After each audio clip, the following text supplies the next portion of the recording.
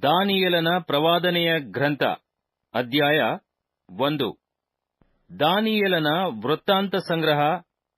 ಇಬ್ರಿಯ ಯುವಕರು ರಾಜನ ಆಹಾರವನ್ನು ತ್ಯಜಿಸಿದ್ದು. ಯಹೂದದ ಅರಸನಾದ ಯೆಹೋಯಾಕೀಮನ ಆಳಿಕೆಯ 3ನೆಯ ವರುಷದಲ್ಲಿ ಬಾಬೆಲಿನ ರಾಜನಾದ ನೆಬೂಕದ್ನೆಚ್ಚರನು ಯೆರೂಸಲೇಮಿಗೆ ಬಂದು ಮುತ್ತಿಗೆ ಹಾಕಿದನು.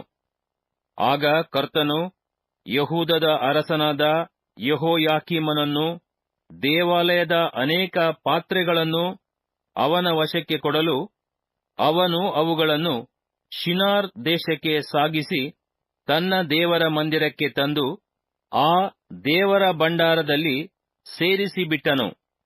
ಅನಂತರ ಆ ರಾಜನು ತನ್ನ ಕಂಚುಕಿಯರಲ್ಲಿ ಮುಖ್ಯನಾದ ಅಷ್ಪೆನಜನಿಗೆ, ನೀನು ಇಸ್ರಾಯೇಲ್ಯರಲ್ಲಿ, ಅಂದರೆ ರಾಜವಂಶೀಯರಲ್ಲಿ ಮತ್ತು ಪ್ರಧಾನರಲ್ಲಿ ಅಂಗದೋಷವಿಲ್ಲದವರು, ಸುಂದರರು, ಸಮವಸ್ತ್ರ ಶಾಸ್ತ್ರಜ್ಞರು, ಪಂಡಿತರು, ವಿದ್ಯಾನಿಪುಣರು, ರಾಜಾಲಯದಲ್ಲಿ ಸನ್ನಿಧಿ ಸೇವೆ ಮಾಡಲು ಸಮರ್ಥರೂ ಆದ ಕೆಲವು ಯುವಕರನ್ನು ಇಲ್ಲಿಗೆ ಕರತಂದು ಅವರಿಗೆ ಕಸ್ದೀಯ ಪಂಡಿತರ ಭಾಷೆಯನ್ನು, ಶಾಸ್ತ್ರಗಳನ್ನು ಕಲಿಸಬೇಕೆಂಬುದಾಗಿ ಅಪ್ಪಣೆ ಕೊಟ್ಟನು. ಇದಲ್ಲದೆ ಇನ್ನು ಮುಂದೆ ಅವರು ಸನ್ನಿಧಿ ಸೇವಕರಾಗಲೆಂದು ತನ್ನ ಭೋಜನ ಪದಾರ್ಥಗಳನ್ನು, ತಾನು ಕುಡಿಯುವ ದ್ರಾಕ್ಷಾರಸವನ್ನು ಅವರಿಗೆ ದಿನವಹಿ ಬಡಿಸುವ ಏರ್ಪಾಡು ಮಾಡಿ ಅವರನ್ನು 3 ವರುಷ ಪೋಷಿಸಬೇಕು ಎಂದು ಆಜ್ಞಾಪಿಸಿದನು. ಆರಿಸಲ್ಪಟ್ಟ ಯುವಕರಲ್ಲಿ ದಾನಿಯೇಲ, ಹನನ್ಯ, ಮಿಶಾಯೇಲ, ಅಜರ್ಯ ಎಂಬ ಯಹೂದ್ಯರು ಸೇರಿದ್ದರು. ಕಂಚುಕಿಯರ ಅಧ್ಯಕ್ಷನು ಇವರಿಗೆ ನಾಮಕರಣ ಮಾಡಿ ದಾನಿಯೇಲನಿಗೆ ಬೇಲ್ತೆಶಚ್ಚರ್, ಹನನ್ಯನಿಗೆ ಶದ್ರಕ್, ಮಿಶಾಯೇಲನಿಗೆ ಮೇಷಕ್, ಅಜರ್ಯನಿಗೆ ಅಬೇದ್ನೆಗೋ ಎಂಬ ಹೆಸರಿಟ್ಟನು. ದಾನಿಯೇಲನು ತಾನು ರಾಜನ ಭೋಜನ ಪದಾರ್ಥಗಳನ್ನು ತಿಂದು ರಾಜನು ಕುಡಿಯುವ ದ್ರಾಕ್ಷಾರಸವನ್ನು ಕುಡಿದು ತನ್ನನ್ನು ಅಶುದ್ಧ ಮಾಡಿಕೊಳ್ಳಬಾರದೆಂದು ನಿಶ್ಚಯಿಸಿ ಕಂಚುಕಿಯರ ಅಧ್ಯಕ್ಷನಿಗೆ, ನಾನು ಅಶುದ್ಧನಾಗಲಾರೆ, ಕ್ಷಮಿಸು ಎಂದು ವಿಜ್ಞಾಪಿಸಿದಾಗ ದೇವರು ಕಂಚುಕಿಯರ ಅಧ್ಯಕ್ಷನ ಮನಸ್ಸಿನಲ್ಲಿ ದಾನಿಯೇಲನ ಮೇಲೆ ಕನಿಕರವನ್ನೂ ದಯೆಯನ್ನು ಹುಟ್ಟಿಸಿದನು. ಆ ವಿಜ್ಞಾಪನೆಯನ್ನು ಕೇಳಿ ಕಂಚುಕಿಯರ ಅಧ್ಯಕ್ಷನು ದಾನಿಯೇಲನಿಗೆ, ನಿಮಗೆ ಆಹಾರ ಪದಾರ್ಥಗಳನ್ನು ಏರ್ಪಡಿಸಿದ ನನ್ನ ಒಡೆಯನಾದ ರಾಜನು ನಿಮ್ಮಂತೆ ಆರಿಸಲ್ಪಟ್ಟ ಯುವಕರ ಮುಖಕ್ಕಿಂತ ನಿಮ್ಮ ಮುಖವು ಬಾಡಿರುವುದನ್ನು ನೋಡುವನೆಂದು ಭಯಪಡುತ್ತೇನೆ. ರಾಜನು ನನ್ನ ತಲೆಯನ್ನು ತೆಗೆಸಲು ಕಾರಣರಾದೀರಿ ಎಂದು ಹೇಳಿದನು. ದಾನಿಯೇಲನು ತನ್ನನ್ನು ಹನನ್ಯ, ಮಿಶಾಯೇಲ, ಅಜರ್ಯ ಇವರನ್ನು ನೋಡಿಕೊಳ್ಳುವುದಕ್ಕೆ ಕಂಚುಕಿಯರ ಅಧ್ಯಕ್ಷನು ನೇಮಿಸಿದ್ದ ವಿಚಾರಕನಿಗೆ, ಅಯ್ಯ, 10 ದಿನಗಳ ಮಟ್ಟಿಗೆ ನಿನ್ನ ಸೇವಕರಾದ ನಮ್ಮನ್ನು ಪರೀಕ್ಷಿಸು. ಆಹಾರಕ್ಕೆ ಕಾಯಿಪಲ್ಯ, ಪಾನಕ್ಕೆ ನೀರು ನಮಗೆ ಒದಗಲಿ. ಆಮೇಲೆ ನಮ್ಮ ಮುಖಗಳನ್ನು, ರಾಜನ ಆಹಾರವನ್ನು ಉಣ್ಣುವ ಯುವಕರ ಮುಖಗಳನ್ನು ಹೋಲಿಸಿ ನೋಡು. ನೋಡಿದ್ದಕ್ಕೆ ತಕ್ಕ ಹಾಗೆ ನಿನ್ನ ಸೇವಕರಿಗೆ ನಡಿಸು ಎಂದು ಬಿನ್ನವಿಸಲು, ಅವನು ಅವರ ಬಿನ್ನಹಕ್ಕೆ ಒಪ್ಪಿ 10 ದಿನ ಪರೀಕ್ಷಿಸಿದನು. ಅವರು 10 ದಿನಗಳ ಮೇಲೆ ರಾಜನ ಆಹಾರವನ್ನು ಉಣ್ಣುತ್ತಿದ್ದ ಸಕಲ ಯುವಕರಿಗಿಂತ ಸುಂದರರಾಗಿಯೂ ಪುಷ್ಟರಾಗಿಯೂ ಕಾಣಿಸಿದರು. ಅಂದಿನಿಂದ ವಿಚಾರಕನು ಅವರಿಗೆ ನೇಮಕವಾದ ಭೋಜನ ಪದಾರ್ಥಗಳನ್ನು, ಅವರು ಕುಡಿಯಬೇಕಾದ ದ್ರಾಕ್ಷಾರಸವನ್ನು ತೆಗೆದಿಟ್ಟು ಕಾಯಿ ಪಲ್ಯಗಳನ್ನು ಕೊಡುತ್ತಾ ಬಂದನು. ಹೀಗಿರಲು ದೇವರು ಆ 4 ಮಂದಿ ಯುವಕರಿಗೆ ಸಕಲ ಶಾಸ್ತ್ರಗಳಲ್ಲಿಯೂ ವಿದ್ಯೆಗಳಲ್ಲಿಯೂ ಜ್ಞಾನ ವಿವೇಕಗಳನ್ನು ದಯಪಾಲಿಸಿದನು. ದಾನಿಯೇಲನು ಸಮಸ್ತ ಸ್ವಪ್ನಗಳನ್ನು, ದಿವ್ಯ ದರ್ಶನಗಳನ್ನು ಗ್ರಹಿಸುವುದರಲ್ಲಿ ಪ್ರವೀಣನಾದನು. ರಾಜನು ನೇಮಿಸಿದ ಕಾಲವು ಕಳೆದು ಯುವಕರನ್ನು ಸನ್ನಿಧಿಗೆ ತರತಕ್ಕ ಸಮಯವು ಬಂದಾಗ ಕಂಚುಕಿಯರ ಅಧ್ಯಕ್ಷನು ಅವರನ್ನು ನೆಬೂಕದ್ನೆಚ್ಚರನ ಸಮ್ಮುಖಕ್ಕೆ ಕರತಂದನು. ರಾಜನು ಅವರ ಸಂಗಡ ಮಾತಾಡುವಾಗ ಆ ಸಮಸ್ತ ಯುವಕರಲ್ಲಿ ದಾನಿಯೇಲ, ಹನನ್ಯ, ಮಿಶಾಯೇಲ, ಅಜರ್ಯ ಇವರ ಹಾಗೆ ಯಾರೂ ಕಂಡುಬರಲಿಲ್ಲ. ಆದ ಕಾರಣ ಅವರು ರಾಜನ ಸನ್ನಿಧಿ ಸೇವಕರಾದರು. ಬಳಿಕ ರಾಜನು ಶಾಸ್ತ್ರೀಯ ವಿದ್ಯೆಯ ಸರ್ವ ವಿಷಯಗಳಲ್ಲಿ ಅವರನ್ನು ವಿಚಾರ ಮಾಡಲು ಅವನ ಪೂರ್ಣ ರಾಜ್ಯದಲ್ಲಿನ ಎಲ್ಲಾ ಜೋಯಿಸರಿಗಿಂತಲೂ ಮಂತ್ರವಾದಿಗಳಿಗಿಂತಲೂ 10ರಷ್ಟು ನಿಪುಣರಾಗಿ ಕಂಡುಬಂದರು. ದಾನಿಯೇಲನು ರಾಜನಾದ ಕೋರೆಷನ ಆಳಿಕೆಯ ಮೊದಲನೆಯ ವರುಷದ ತನಕ ಸನ್ನಿಧಿ ಸೇವಕನಾಗಿಯೇ ಇದ್ದನು. ಅಧ್ಯಾಯ 2. ಅದ್ಭುತ ಪ್ರತಿಮೆಯ ಕನಸು.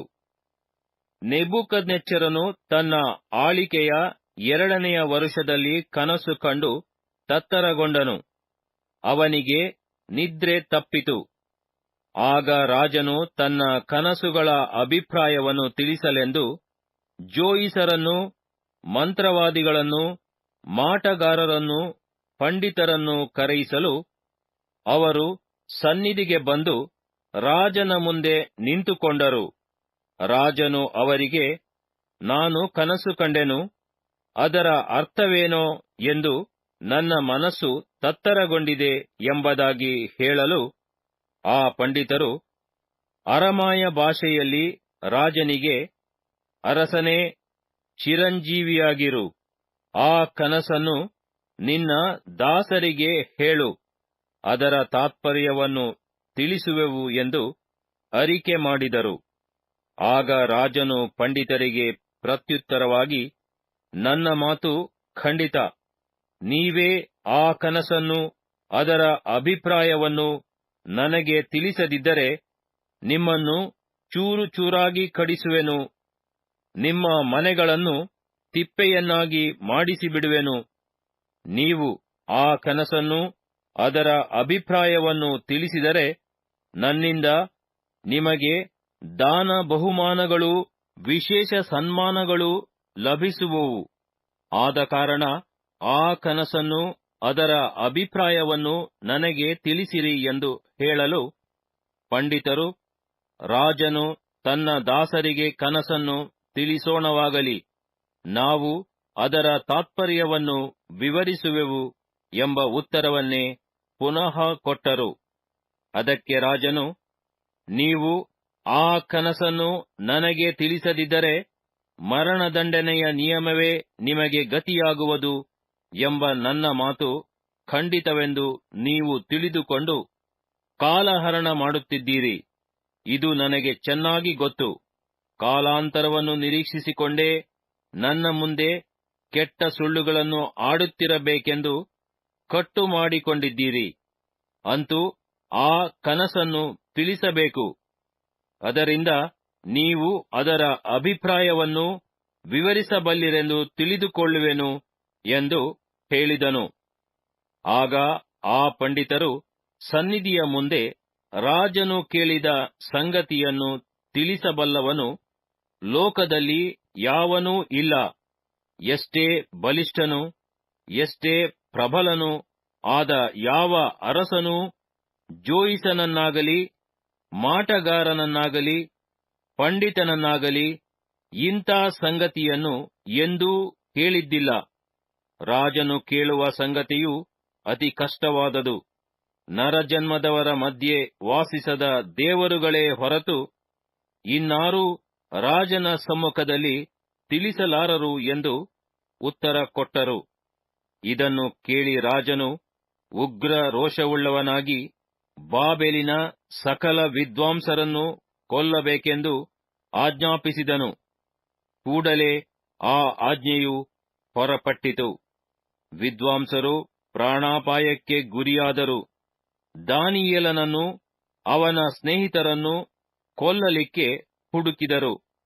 ರಾಜನ ಮೈಗಾವಲಿನವರ ದಳವಾಯಿಯಾದ ಅರ್ಯೋಕನು ಬಾಬೆಲಿನ ವಿದ್ವಾಂಸರ ಸಂಹಾರಕ್ಕೆ ಹೊರಟಾಗ, ದಾನಿಯೇಲನು ಬುದ್ಧಿ ವಿವೇಕಗಳಿಂದ ಅವನ ಸಂಗಡ ಮಾತಾಡಿ, ಈ ರಾಜಾಜ್ಞೆಯು ಏಕೆ ಇಷ್ಟು ತೀಕ್ಷ್ಣ ಎಂದು ಕೇಳಲು, ಅರ್ಯೋಕನು ನಡೆದ ಸಂಗತಿಯನ್ನು ದಾನಿಯೇಲನಿಗೆ ತಿಳಿಸಿದನು.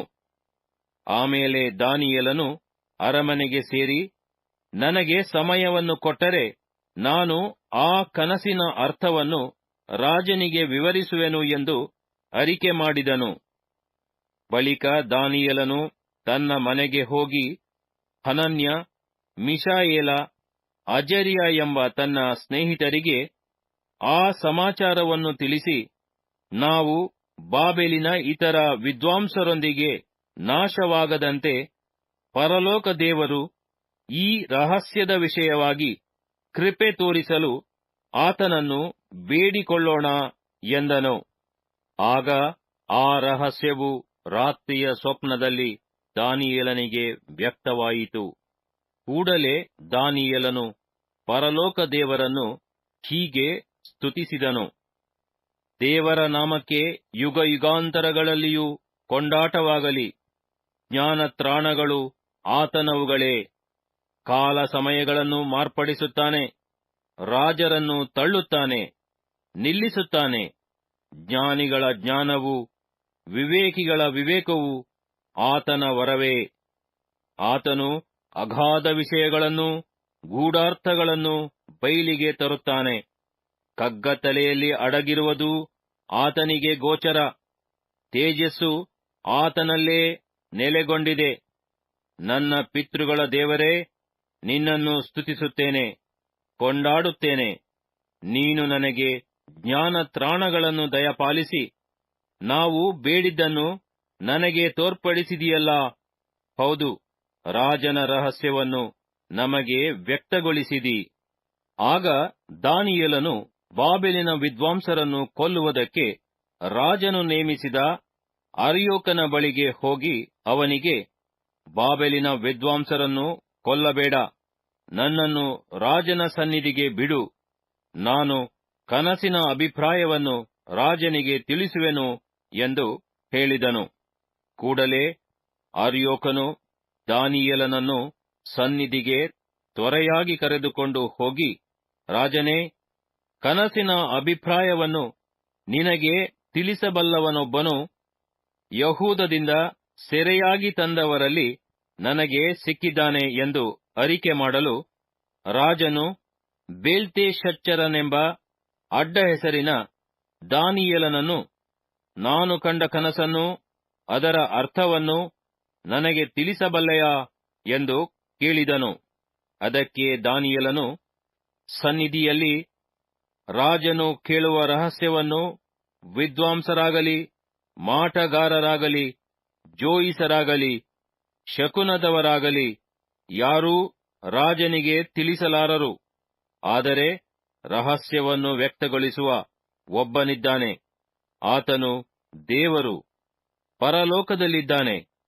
ಉತ್ತರ ಕಾಲದಲ್ಲಿ ನಡೆಯತಕ್ಕದ್ದನ್ನು ಆತನೇ ರಾಜನಾದ ನೆಬೂಕದ್ನೆಚ್ಚರನಿಗೆ ತಿಳಿಯಪಡಿಸಿದ್ದಾನೆ. ನಿನ್ನ ಕನಸು, ಹಾಸಿಗೆಯ ಮೇಲೆ ನಿನ್ನ ಮನಸ್ಸಿನಲ್ಲಿ ಬಿದ್ದ ಸ್ವಪ್ನಗಳು ಇವೇ. ರಾಜನೇ, ನೀನು ಹಾಸಿಗೆಯ ಮೇಲೆ ಮಲಗಿರುವಾಗ ಮುಂದೆ ಏನಾಗುವುದೋ ಎಂಬ ಯೋಚನೆಯು ನಿನ್ನಲ್ಲಿ ಹುಟ್ಟಿತಲ್ಲ. ರಹಸ್ಯಗಳನ್ನು ವ್ಯಕ್ತಗೊಳಿಸುವಾತನು ಮುಂದಾಗುವುದನ್ನು ನಿನಗೆ ಗೋಚರ ಮಾಡಿದ್ದಾನೆ. ನಾನೇ ಎಲ್ಲಾ ಜೀವಂತರಿಗಿಂತ ಹೆಚ್ಚು ಬುದ್ಧಿಯುಳ್ಳವನೆಂತಲ್ಲ. ಕನಸಿನ ಅಭಿಪ್ರಾಯವು ರಾಜನಿಗೆ ಗೋಚರವಾಗಿ ನಿನ್ನ ಮನಸ್ಸಿನ ಯೋಚನೆಯ ವಿಷಯವು ನಿನಗೆ ತಿಳಿದುಬರಲಿ ಎಂದು ಈ ರಹಸ್ಯವು ನನಗೆ ವ್ಯಕ್ತವಾಗಿದೆ. ರಾಜನೇ, ನೀನು ಕಂಡದು ಆಹಾ ಅದ್ಭುತ ಪ್ರತಿಮೆ. ಥಳಥಳನೆ ಹೊಳೆಯುವ ಆ ದೊಡ್ಡ ಪ್ರತಿಮೆಯು ನಿನ್ನೆದುರಿಗೆ ನಿಂತಿತ್ತು. ಭಯಂಕರವಾಗಿ ಕಾಣಿಸಿತು. ಆ ಪ್ರತಿಮೆಯ ತಲೆಯು ಅಪರಂಜಿ, ಎದೆ ತೋಳುಗಳು ಬೆಳ್ಳಿ, ಹೊಟ್ಟೆ ಸೊಂಟಗಳು ತಾಮ್ರ, ಕಾಲುಗಳು ಕಬ್ಬಿಣ, ಹೆಜ್ಜೆಗಳು ಕಬ್ಬಿಣ ಮತ್ತು ಮಣ್ಣು. ನೀನು ನೋಡುತ್ತಿರಲಾಗಿ ಬೆಟ್ಟದೊಳಗಿಂದ ಒಂದು ಗುಂಡು ಬಂಡೆಯು ಕೈಯಿಲ್ಲದೆ ಒಡೆಯಲ್ಪಟ್ಟು ಸಿಡಿದು ಬಂದು ಆ ಪ್ರತಿಮೆಯ ಕಬ್ಬಿಣ ಮಣ್ಣಿನ ಹೆಜ್ಜೆಗಳಿಗೆ ಬಡಿದು ಚೂರು ಚೂರು ಮಾಡಿತು.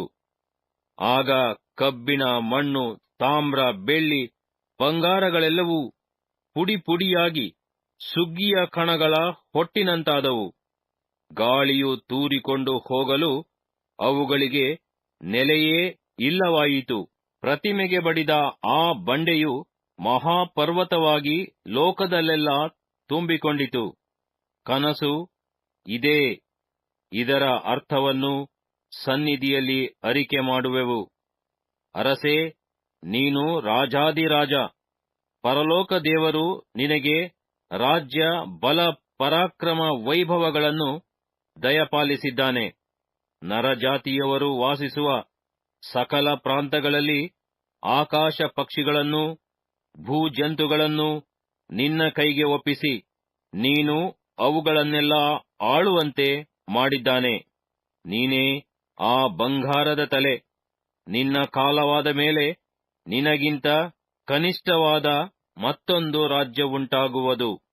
ಅನಂತರ ಬೇರೊಂದು ಮೂರನೆಯ ರಾಜ್ಯವು ತಾಮ್ರದ್ದಾಗಿ ತಲೆದೋರಿ ಭೂಮಂಡಲವನ್ನೆಲ್ಲ ಆಳುವುದು. ನಾಲ್ಕನೆಯ ರಾಜ್ಯವು ಕಬ್ಬಿಣದಷ್ಟು ಗಟ್ಟಿ. ಕಬ್ಬಿಣವು ಎಲ್ಲಾ ವಸ್ತುಗಳನ್ನು ಚೂರು ಚೂರಾಗಿ ಒಡೆದು ಹಾಕುತ್ತದಷ್ಟೇ. ಸಕಲವನ್ನು ಧ್ವಂಸ ಮಾಡುವ ಕಬ್ಬಿಣದಂತೆಯೇ ಅದು ಚೂರು ಚೂರಾಗಿ ಧ್ವಂಸ ಮಾಡುವುದು. ಹೆಜ್ಜೆಗಳಲ್ಲಿ ಮತ್ತು ಬೆರಳುಗಳಲ್ಲಿ ಒಂದಂಶವು ಕುಂಬಾರನ ಮಣ್ಣು, ಒಂದಂಶವು ಕಬ್ಬಿಣವೂ ಆಗಿದ್ದದ್ದನ್ನು ನೀನು ನೋಡಿದ ಪ್ರಕಾರ ಆ ರಾಜ್ಯವು ಭಿನ್ನ ಭಿನ್ನವಾಗಿರುವುದು. ಜೇಡಿ ಮಣ್ಣಿನೊಂದಿಗೆ ಕಬ್ಬಿಣವು ಮಿಶ್ರವಾಗಿದ್ದದ್ದನ್ನು ನೀನು ನೋಡಿದಂತೆ ಆ ರಾಜ್ಯದಲ್ಲಿ ಕಬ್ಬಿಣದ ಬಲವು ಸೇರಿರುವುದು. ಕಾಲ್ಬೆರಳುಗಳ ಒಂದಂಶವು ಕಬ್ಬಿಣದ ಒಂದಂಶವು ಮಣ್ಣು ಆಗಿದ್ದ ಹಾಗೆ ಆ ರಾಜ್ಯದ ಒಂದಂಶವು ಗಟ್ಟಿ, ಒಂದಂಶವು ಬೆಂಡು.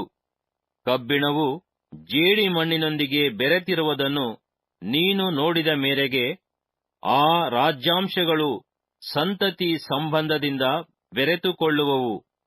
ಆದರೆ ಕಬ್ಬಿಣವು ಮಣ್ಣಿನೊಂದಿಗೆ ಹೇಗೆ ಕಲೆಯುವುದಿಲ್ಲವೋ ಹಾಗೆ ಅವು ಒಂದಕ್ಕೊಂದು ಅಂಟಿಕೊಳ್ಳುವುದಿಲ್ಲ.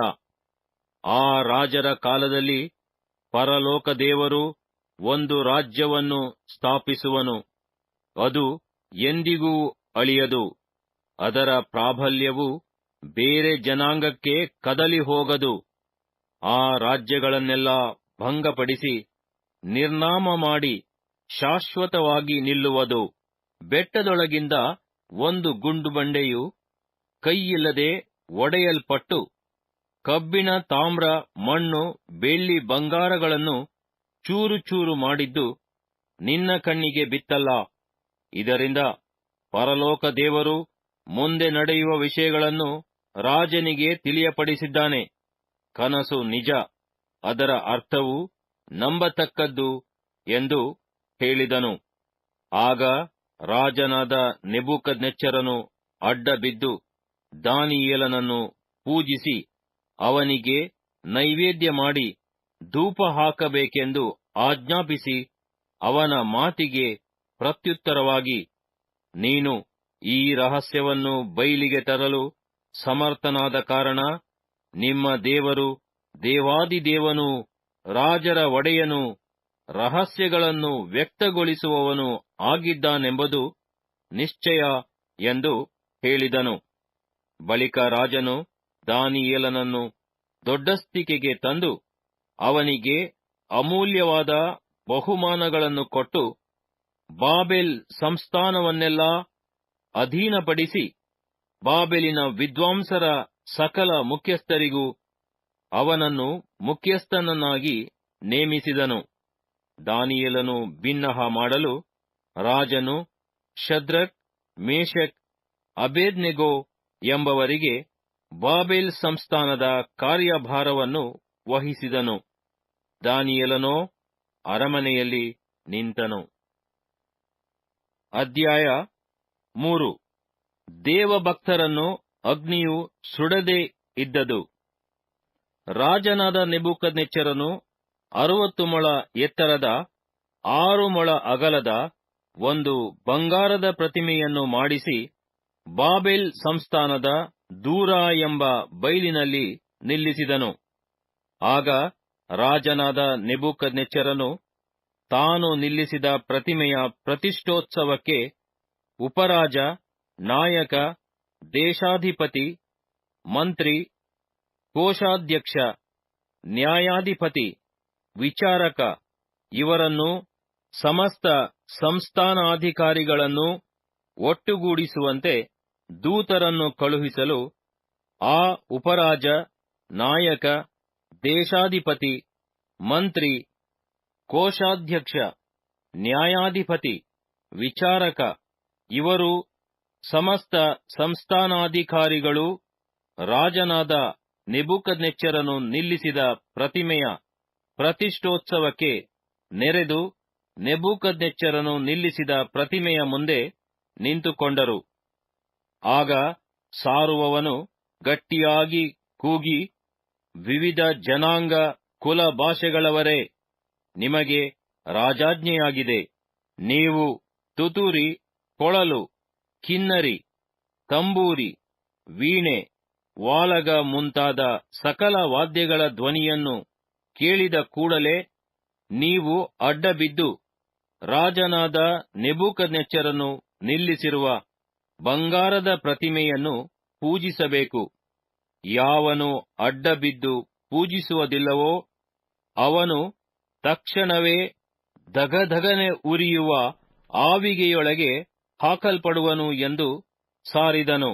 ಆದ ಕಾರಣ ಅದೇ ಕಾಲದಲ್ಲಿ ಸಮಸ್ತ ಜನಾಂಗ ಕುಲ ಭಾಷೆಗಳವರು ತುತ್ತೂರಿ, ಕೊಳಲು, ಕಿನ್ನರಿ, ತಂಬೂರಿ, ವೀಣೆ ಮುಂತಾದ ಸಕಲ ವಾದ್ಯಗಳ ಧ್ವನಿಯನ್ನು ಕೇಳಿದ ಕೂಡಲೇ ಎಲ್ಲರೂ ಅಡ್ಡಬಿದ್ದು ರಾಜನಾದ ನೆಬೂಕದ್ನೆಚ್ಚರನು ನಿಲ್ಲಿಸಿದ ಬಂಗಾರದ ಪ್ರತಿಮೆಯನ್ನು ಪೂಜಿಸಿದರು.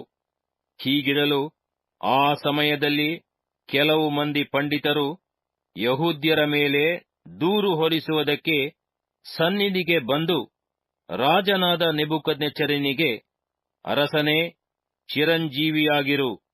ಪ್ರಭುವೇ, ತುತ್ತೂರಿ, ಕೊಳಲು, ಕಿನ್ನರಿ, ತಂಬೂರಿ, ವೀಣೆ, ವಾಲಗ ಮುಂತಾದ ಸಕಲ ವಾದ್ಯಗಳ ಧ್ವನಿಯನ್ನು ಕೇಳಿದ ಪ್ರತಿಯೊಬ್ಬನೂ ಅಡ್ಡಬಿದ್ದು ಬಂಗಾರದ ಪ್ರತಿಮೆಯನ್ನು ಪೂಜಿಸಲಿ.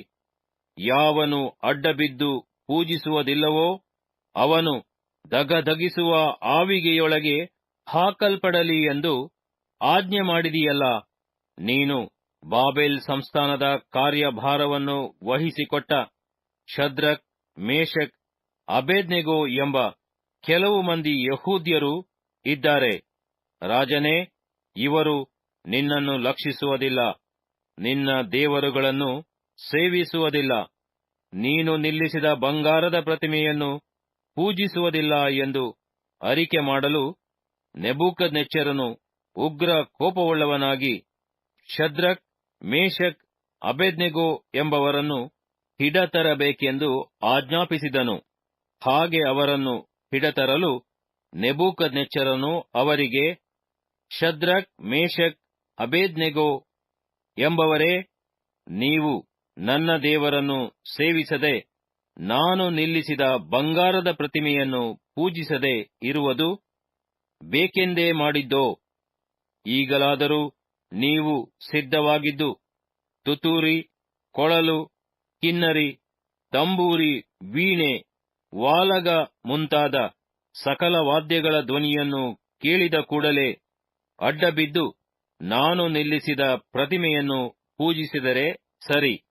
ಇಲ್ಲವಾದರೆ ತಕ್ಷಣವೇ ಧಗಧಗನೆ ಉರಿಯುವ ಆವಿಗೆಯೊಳಗೆ ಹಾಕಲ್ಪಡುವಿರಿ. ನಿಮ್ಮನ್ನು ನನ್ನ ಕೈಯೊಳಗಿಂದ ಬಿಡಿಸಬಲ್ಲ ದೇವರು ಯಾರು ಎಂದು ಹೇಳಿದನು. ಇದನ್ನು ಕೇಳಿ ಶದ್ರಕ್, ಮೇಷಕ್, ಅಬೇದ್ನೆಗೋ ಎಂಬವರು ರಾಜನಿಗೆ, ನೆಬೂಕದ್ನೆಚ್ಚರನೇ, ಈ ವಿಷಯದಲ್ಲಿ ನಾವು ನಿನಗೆ ಏನೂ ಹೇಳಬೇಕಾಗಿಲ್ಲ. ಅರಸೇ, ನಾವು ಸೇವಿಸುವ ದೇವರಿಗೆ ಚಿತ್ತವಿದ್ದರೆ ಆತನು ಧಗಧಗನೆ ಉರಿಯುವ ಆವಿಗೆಯೊಳಗಿಂದ ನಮ್ಮನ್ನು ಬಿಡಿಸಬಲ್ಲನು. ಹೇಗೂ ನಿನ್ನ ಕೈಯಿಂದ ನಮ್ಮನ್ನು ಬಿಡಿಸುವನು. ಚಿತ್ತವಿಲ್ಲದಿದ್ದರೂ ರಾಜನೇ, ಇದು ನಿನಗೆ ತಿಳಿದಿರಲಿ, ನಾವು ನಿನ್ನ ದೇವರುಗಳನ್ನು ಸೇವಿಸುವುದಿಲ್ಲ, ನೀನು ನಿಲ್ಲಿಸಿದ ಬಂಗಾರದ ಪ್ರತಿಮೆಯನ್ನು ಪೂಜಿಸುವುದಿಲ್ಲ ಎಂದುತ್ತರ ಕೊಟ್ಟರು. ಆಗ ನೆಬೂಕದ್ನೆಚ್ಚರನು ಕೋಪೋದ್ರೇಕದಿಂದ ಮುಖಭಾವವನ್ನು ಶದ್ರಕ್, ಮೇಷಕ್, ಅಬೇದ್ನೆಗೋ ಎಂಬವರ ಕಡೆಗೆ ಬೇರೆ ಮಾಡಿಕೊಂಡು ಆವಿಗೆಯನ್ನು ನಿತ್ಯಕ್ಕಿಂತ 7ರಷ್ಟು ಹೆಚ್ಚಾಗಿ ಉರಿಸಬೇಕೆಂದು ಆಜ್ಞಾಪಿಸಿದನು. ಇದಲ್ಲದೆ ತನ್ನ ಸೈನ್ಯದ ಕೆಲವು ಮಂದಿ ಶೂರರಿಗೆ ಶದ್ರಕ್, ಮೇಷಕ್, ಅಬೇದ್ನೆಗೋ ಎಂಬವರನ್ನು ಕಟ್ಟಿ ಧಗಧಗನೆ ಉರಿಯುವ ಆವಿಗೆಯೊಳಗೆ ಎತ್ತಿ ಹಾಕಬೇಕೆಂದು ಅಪ್ಪಣೆ ಕೊಟ್ಟನು. ಅದರಂತೆ ಶಲ್ಯ, ಇಜಾರು, ಮುಂಡಾಸ ಮೊದಲಾದ ಉಡುಪನ್ನು ಧರಿಸಿಕೊಂಡಿದ್ದ ಹಾಗೆಯೇ ಅವರನ್ನು ಕಟ್ಟಿ ಧಗಧಗನೆ ಉರಿಯುವ ಆವಿಗೆಯೊಳಗೆ ಹಾಕಿಬಿಟ್ಟರು. ಹೀಗಾಗಲೂ ರಾಜಾಜ್ಞೆಯು ಖಂಡಿತವಾಗಿದ್ದದರಿಂದಲೂ ಆವಿಗೆಯ ಕಾವು ಅತಿ ತೀಕ್ಷ್ಣವಾಗಿದ್ದದರಿಂದಲೂ ಅಗ್ನಿಜ್ವಾಲೆಯು ಶದ್ರಕ್, ಮೇಷಕ್, ಅಬೇದ್ನೆಗೋ ಎಂಬವರನ್ನು ಎತ್ತಿ ಹಾಕಿದವರನ್ನೇ ಸಂಹರಿಸಿತು. ಶದ್ರಕ್, ಮೇಷಕ್, ಅಬೇದ್ನೆಗೋ ಈ ಮೂವರು ಕಟ್ಟಲ್ಪಟ್ಟವರಾಗಿ ಧಗಧಗನೆ ಉರಿಯುವ ಆವಿಗೆಯ ಮಧ್ಯದಲ್ಲಿ ಬಿದ್ದುಬಿಟ್ಟರು. ಆಗ ರಾಜನಾದ ನೆಬೂಕದ್ನೆಚ್ಚರನು ಬೆಚ್ಚಿಬಿದ್ದು ತಟ್ಟನೆದ್ದು ತನ್ನ ಮಂತ್ರಿಗಳನ್ನು, ಕಟ್ಟಿದ ಮೂವರನ್ನು ನಾವು ಬೆಂಕಿಯೊಳಗೆ ಹಾಕಿಸಲಿಲ್ಲವೋ ಎಂದು ಕೇಳಲು, ಅವರು ರಾಜನಿಗೆ, ಅರಸೇ, ಹೌದು, ಸತ್ಯ ಎಂದುತ್ತರ ಕೊಟ್ಟರು. ಅದಕ್ಕೆ ಅವನು, ಇಗೋ, ಕಟ್ಟಿಲ್ಲದ 4 ನೋಡುತ್ತೇನೆ, ಬೆಂಕಿಯಲ್ಲಿ ತಿರುಗಾಡುತ್ತಾರೆ, ಅವರಿಗೆ ಯಾವ ಹಾನಿಯೂ ಇಲ್ಲ. 4ನೆಯವನ ರೂಪವು ದೇವಕುಮಾರನ ರೂಪದಂತಿದೆ ಎಂದು ಹೇಳಿ ಧಗಧಗನೆ ಉರಿಯುವ ಆವಿಗೆಯ ಬಾಯಿಯ ಬಳಿಗೆ ಹೋಗಿ, ಪರಾತ್ಪರ ದೇವರ ಸೇವಕರಾದ ಶದ್ರಕ್, ಮೇಷಕ್, ಅಬೇದ್ನೆಗೋ ಎಂಬವರೇ, ಬನ್ನಿ, ಹೊರಗೆ ಬನ್ನಿ ಎಂದು ಕೂಗಲು, ಶದ್ರಕ್, ಮೇಷಕ್, ಅಬೇದ್ನೆಗೋ ಎಂಬವರು ಬೆಂಕಿಯೊಳಗಿಂದ ಹೊರಟು ಬಂದರು. ಅಲ್ಲಿ ಕೂಡಿದ್ದ ಉಪರಾಜ ನಾಯಕ ದೇಶಾಧಿಪತಿ ಮಂತ್ರಿಗಳು ಅವರನ್ನು ನೋಡಿ, ಅವರ ಮೇಲೆ ಬೆಂಕಿಯ ಅಧಿಕಾರವು ನಡೆದಿಲ್ಲ, ಅವರ ತಲೆ ಕೂದಲು ಸುಟ್ಟಿಲ್ಲ, ಅವರ ಶಲ್ಯಗಳಿಗೆ ವಿಕಾರವಿಲ್ಲ, ಬೆಂಕಿಯ ವಾಸನೆಯೇ ಮುಟ್ಟಿಲ್ಲ ಎಂದು ತಿಳಿದುಕೊಂಡರು. ಆಗ ನೆಬೂಕದ್ನೆಚ್ಚರನು ಶದ್ರಕ್, ಮೇಷಕ್, ಅಬೇದ್ನೆಗೋ ಎಂಬವರ ದೇವರಿಗೆ ಸ್ತೋತ್ರವಾಗಲಿ, ಆತನು ತನ್ನ ದೂತನನ್ನು ಕಳುಹಿಸಿ ತನ್ನಲ್ಲಿ ಭರವಸವಿಟ್ಟು ರಾಜಾಜ್ಞೆಯನ್ನು ಜಯಿಸಿ ತನ್ನನ್ನೇ ಹೊರತು ಇನ್ನಾವ ದೇವರನ್ನು ಸೇವಿಸಿ ಪೂಜಿಸಬಾರದೆಂದು ಸ್ವದೇಹಗಳನ್ನು ಮರಣಕ್ಕೆ ಒಪ್ಪಿಸಿದ ತನ್ನ ಸೇವಕರನ್ನು ಉದ್ಧರಿಸಿದ್ದಾನಲ್ಲ. ಸಕಲ ಜನಾಂಗ ಕುಲ ಭಾಷೆಗಳವರಲ್ಲಿ ಯಾರಾದರೂ ಶದ್ರಕ್, ಮೇಷಕ್, ಅಬೇದ್ನೆಗೋ ಎಂಬವರ ದೇವರ ವಿಷಯದಲ್ಲಿ ಅಲ್ಲದ ಮಾತನ್ನಾಡಿದರೆ ಅವರನ್ನು ಚೂರು ಚೂರಾಗಿ ಕತ್ತರಿಸಿ ಅವರ ಮನೆಗಳನ್ನು ತಿಪ್ಪೆಯನ್ನಾಗಿ ಮಾಡಬೇಕೆಂಬ ಆಜ್ಞೆಯನ್ನು ವಿಧಿಸುತ್ತೇನೆ. ಹೀಗೆ ಉದ್ಧರಿಸಲು ಸಮರ್ಥನಾದ ಇನ್ನಾವ ದೇವರೂ ಇಲ್ಲವಲ್ಲ ಎಂದು ಹೇಳಿದನು. ಬಳಿಕ ರಾಜನು ಶದ್ರಕ್, ಮೇಷಕ್, ಅಬೇದ್ನೆಗೋ ಎಂಬವರನ್ನು ಬಾಬೆಲ್ ಸಂಸ್ಥಾನದಲ್ಲಿ ಉನ್ನತ ಪದವಿಗೆ ತಂದನು. ಅಧ್ಯಾಯ 4. ಕಡಿದ ಮರದ ಕನಸು. ಲೋಕದಲ್ಲೆಲ್ಲ ವಾಸಿಸುವ ಸಕಲ ಜನಾಂಗ ಕುಲ ಭಾಷೆಗಳವರಿಗೆ ರಾಜನಾದ ನೆಬೂಕದ್ನೆಚ್ಚರನ ಪ್ರಕಟಣೆ. ನಿಮಗೆ ಸುಖವು ಹೆಚ್ಚೆಚ್ಚಾಗಲಿ. ಪರಾತ್ಪರ ದೇವರು ನನ್ನ ವಿಷಯದಲ್ಲಿ ನಡೆಸಿರುವ ಮಹತ್ತುಗಳನ್ನು, ಅದ್ಭುತಗಳನ್ನು ಪ್ರಚುರಪಡಿಸಬೇಕೆಂಬುದು ನನಗೆ ವಿಹಿತವಾಗಿ ತೋರಿ ಬಂದಿದೆ. ಆತನ ಮಹತ್ತುಗಳು ಎಷ್ಟೋ ಅತಿಶಯ, ಆತನ ಅದ್ಭುತಗಳು ಎಷ್ಟೋ ವಿಶೇಷ. ಆತನ ರಾಜ್ಯವು ಶಾಶ್ವತ ರಾಜ್ಯ, ಆತನ ಆಳಿಕೆಯು ತಲತಲಾಂತರಕ್ಕೂ ನಿಲ್ಲುವುದು. ನೆಬೂಕದ್ನೆಚ್ಚರನಾದ ನಾನು ನನ್ನ ಆಲಯದಲ್ಲಿ ಹಾಯಾಗಿದ್ದೆನು, ಹೌದು, ನನ್ನ ಅರಮನೆಯಲ್ಲಿ ಸೊಂಪಾಗಿದ್ದೆನು. ಹೀಗಿರಲು ನನ್ನನ್ನು ಹೆದರಿಸುವ ಒಂದು ಕನಸನ್ನು ಕಂಡೆನು. ಹಾಸಿಗೆಯಲ್ಲಿ ನನಗುಂಟಾದ ಯೋಚನೆಗಳು, ನನ್ನ ಮನಸ್ಸಿಗೆ ಬಿದ್ದ ಸ್ವಪ್ನಗಳು ನನ್ನನ್ನು ಕಳವಳಗೊಳಿಸಿದವು. ಆದದರಿಂದ ಕನಸಿನ ಅರ್ಥವನ್ನು ನನಗೆ ತಿಳಿಸಲಿಕ್ಕೆ ಬಾಬೆಲಿನ ವಿದ್ವಾಂಸರೆಲ್ಲರನ್ನೂ ಕರತರುವ ಹಾಗೆ ಆಜ್ಞಾಪಿಸಿದೆನು. ಜೋಯಿಸರು, ಮಂತ್ರವಾದಿಗಳು, ಪಂಡಿತರು, ಶಾಕುನಿಕರು ಇವರು ಸಮ್ಮುಖಕ್ಕೆ ಬಂದಾಗ ನಾನು ಆ ಕನಸನ್ನು ತಿಳಿಸಲು ಅವರು ಅದರ ಅಭಿಪ್ರಾಯವನ್ನು ವಿವರಿಸಲಾರದೆ ಹೋದರು. ನನ್ನ ದೇವರ ಹೆಸರು ಸೇರಿರುವ ಬೇಲ್ತೆಶಚ್ಚರನೆಂಬ ಅಡ್ಡ ಹೆಸರನ್ನು ಹೊಂದಿದವನೂ ಪರಿಶುದ್ಧ ದೇವರುಗಳ ಆತ್ಮವುಳ್ಳವನೂ ಆದ ದಾನಿಯೇಲನು ಕಟ್ಟ ಕಡೆಯಲ್ಲಿ ನನ್ನ ಸನ್ನಿಧಿಗೆ ಬರಲು ನಾನು ಆ ಕನಸನ್ನು ಅವನಿಗೆ ಹೀಗೆ ತಿಳಿಸಿದೆನು. ಬೇಲ್ತೆಶಚ್ಚರನೇ, ಜೋಯಿಸರಲ್ಲಿ ಪ್ರಧಾನನೇ, ಪರಿಶುದ್ಧ ದೇವರುಗಳ ಆತ್ಮವು ನಿನ್ನಲ್ಲಿ ನೆಲೆಯಾಗಿದೆ ಎಂದು ತಿಳಿದಿದ್ದೇನೆ. ಯಾವ ರಹಸ್ಯವೂ ನಿನಗೆ ಅಶೋಧ್ಯವಲ್ಲವೆಂಬುದು ನನಗೆ ಗೊತ್ತು. ಆದದರಿಂದ ನಾನು ಕಂಡ ಕನಸನ್ನು ಅದರ ಅರ್ಥವನ್ನು ನನಗೆ ತಿಳಿಸು. ನಾನು ಹಾಸಿಗೆಯ ಮೇಲೆ ಮಲಗಿದ್ದಾಗ ನನ್ನ ಮನಸ್ಸಿಗೆ ಬಿದ್ದ ಕನಸುಗಳು ಇವೇ. ಇಗೋ, ಲೋಕದ ನಡುವೆ ಬಹು ಎತ್ತರವಾದ ಒಂದು ವೃಕ್ಷವನ್ನು ಕಂಡೆನು. ಆ ವೃಕ್ಷವು ಬೆಳೆದು ಬಲಗೊಂಡಿತ್ತು.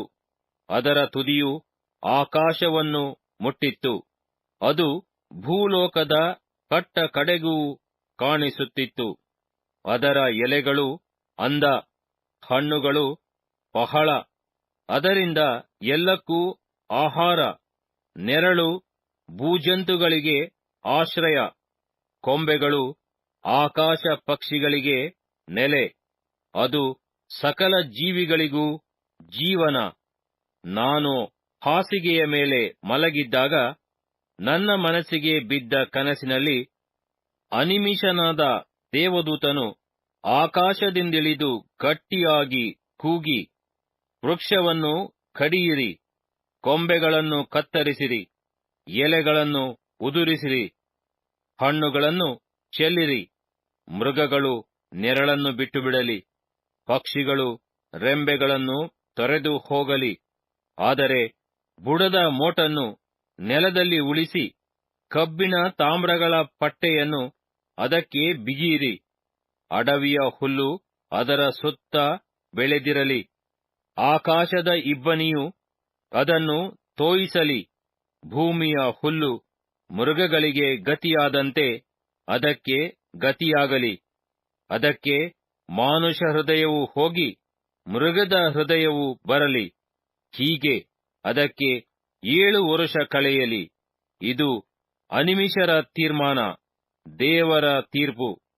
ಪರಾತ್ಪರನು ಮನುಷ್ಯರ ರಾಜ್ಯದಲ್ಲಿ ರಾಜನಾಗಿ ಅದರ ಆಳಿಕೆಯನ್ನು ತನಗೆ ಬೇಕಾದವರಿಗೆ ಒಪ್ಪಿಸಿ ಕನಿಷ್ಠರನ್ನು ಅದರ ಮೇಲೆ ನೇಮಿಸುತ್ತಾನೆಂಬುದು ಜೀವಂತರಿಗೆ ತಿಳಿದು ಬರಬೇಕೆಂದೇ ಈ ತೀರ್ಮಾನವಾಯಿತು ಎಂದು ಸಾರಿದನು. ರಾಜನಾದ ನೆಬೂಕದ್ನೆಚ್ಚರನೆಂಬ ನಾನು ಆ ಕನಸನ್ನು ಕಂಡೆನು. ಬೆಲ್ತೆಶಚ್ಚರನೇ, ನನ್ನ ರಾಜ್ಯದ ಸಕಲ ವಿದ್ವಾಂಸರಲ್ಲಿ ಯಾರೂ ಅದರ ಅರ್ಥವನ್ನು ತಿಳಿಸಲಾರರು. ನೀನು ಅದನ್ನು ತಿಳಿಸು. ಪರಿಶುದ್ಧ ದೇವರುಗಳ ಆತ್ಮವು ನಿನ್ನಲ್ಲಿ ನೆಲೆಸಿರುವುದರಿಂದ ನೀನು ಶಕ್ತನೇ ಸರಿ. ಆಗ ಬೆಲ್ತೆಶಚ್ಚರನೆಂಬ ಅಡ್ಡ ಹೆಸರಿನ ದಾನಿಯೇಲನು ತನ್ನ ಬುದ್ಧಿಗೆ ತೋರಿದ್ದಕ್ಕೆ ತಿಗಿಲುಪಟ್ಟು ತುಸು ಹೊತ್ತು ಸ್ತಬ್ಧನಾದನು.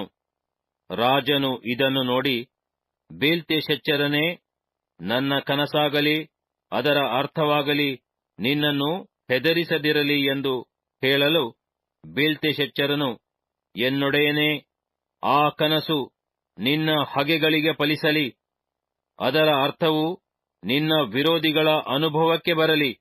ಯಾವ ವೃಕ್ಷವು ಬೆಳೆದು ಬಲಗೊಂಡು ಆಕಾಶಕ್ಕೆ ತುದಿಯನ್ನು ಮುಟ್ಟಿಸುತ್ತಾ ಲೋಕದವರೆಲ್ಲರಿಗೂ ಕಾಣಿಸುತ್ತಾ ಅಂದವಾದ ಎಲೆಗಳನ್ನು ಬಹಳ ಹಣ್ಣುಗಳನ್ನು ಬಿಡುತ್ತಾ ಎಲ್ಲಕ್ಕೂ ಆಹಾರವನ್ನು ಒದಗಿಸುತ್ತಾ ತನ್ನ ನೆರಳನ್ನು ಭೂಜಂತುಗಳಿಗೆ ಆಶ್ರಯವಾಗಿಯೂ ತನ್ನ ಕೊಂಬೆಗಳನ್ನು ಆಕಾಶ ಪಕ್ಷಿಗಳಿಗೆ ನೆಲೆಯಾಗಿಯೂ ಮಾಡುತ್ತಾ ಕನಸಿನಲ್ಲಿ ನಿನಗೆ ತೋರಿತೋ ಆ ವೃಕ್ಷವು ನೀನೇ.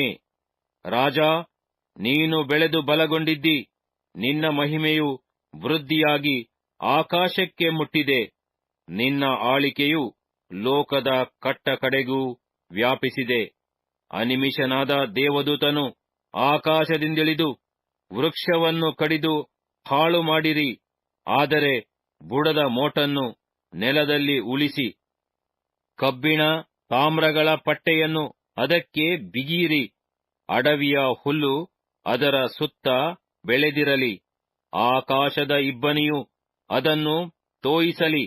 ಅದಕ್ಕೆ 7 ವರುಷ ಕಳೆಯುವ ತನಕ ಕಾಡು ಮೃಗಗಳ ಸಹವಾಸದ ಗತಿಯು ಬರಲಿ ಎಂದು ಸಾರುವುದನ್ನು ರಾಜನಾದ ನೀನು ನೋಡಿದಿಯಲ್ಲ. ರಾಜನೇ, ಇದರ ತಾತ್ಪರ್ಯವೇನೆಂದರೆ, ಎನ್ನೊಡೆಯನಾದ ಅರಸನಿಗೆ ಉಂಟಾಗಿರುವ ಪರಾತ್ಪರನ ತೀರ್ಪು ಹೀಗಿದೆ. ನೀನು ಮನುಷ್ಯರೊಳಗಿಂದ ತಳ್ಳಲ್ಪಟ್ಟು ಕಾಡು ಮೃಗಗಳೊಂದಿಗೆ ವಾಸಿಸುವಿ. ದನಗಳಂತೆ ಹುಲ್ಲು ಮೇಯುವುದೇ ನಿನಗೆ ಗತಿಯಾಗುವುದು.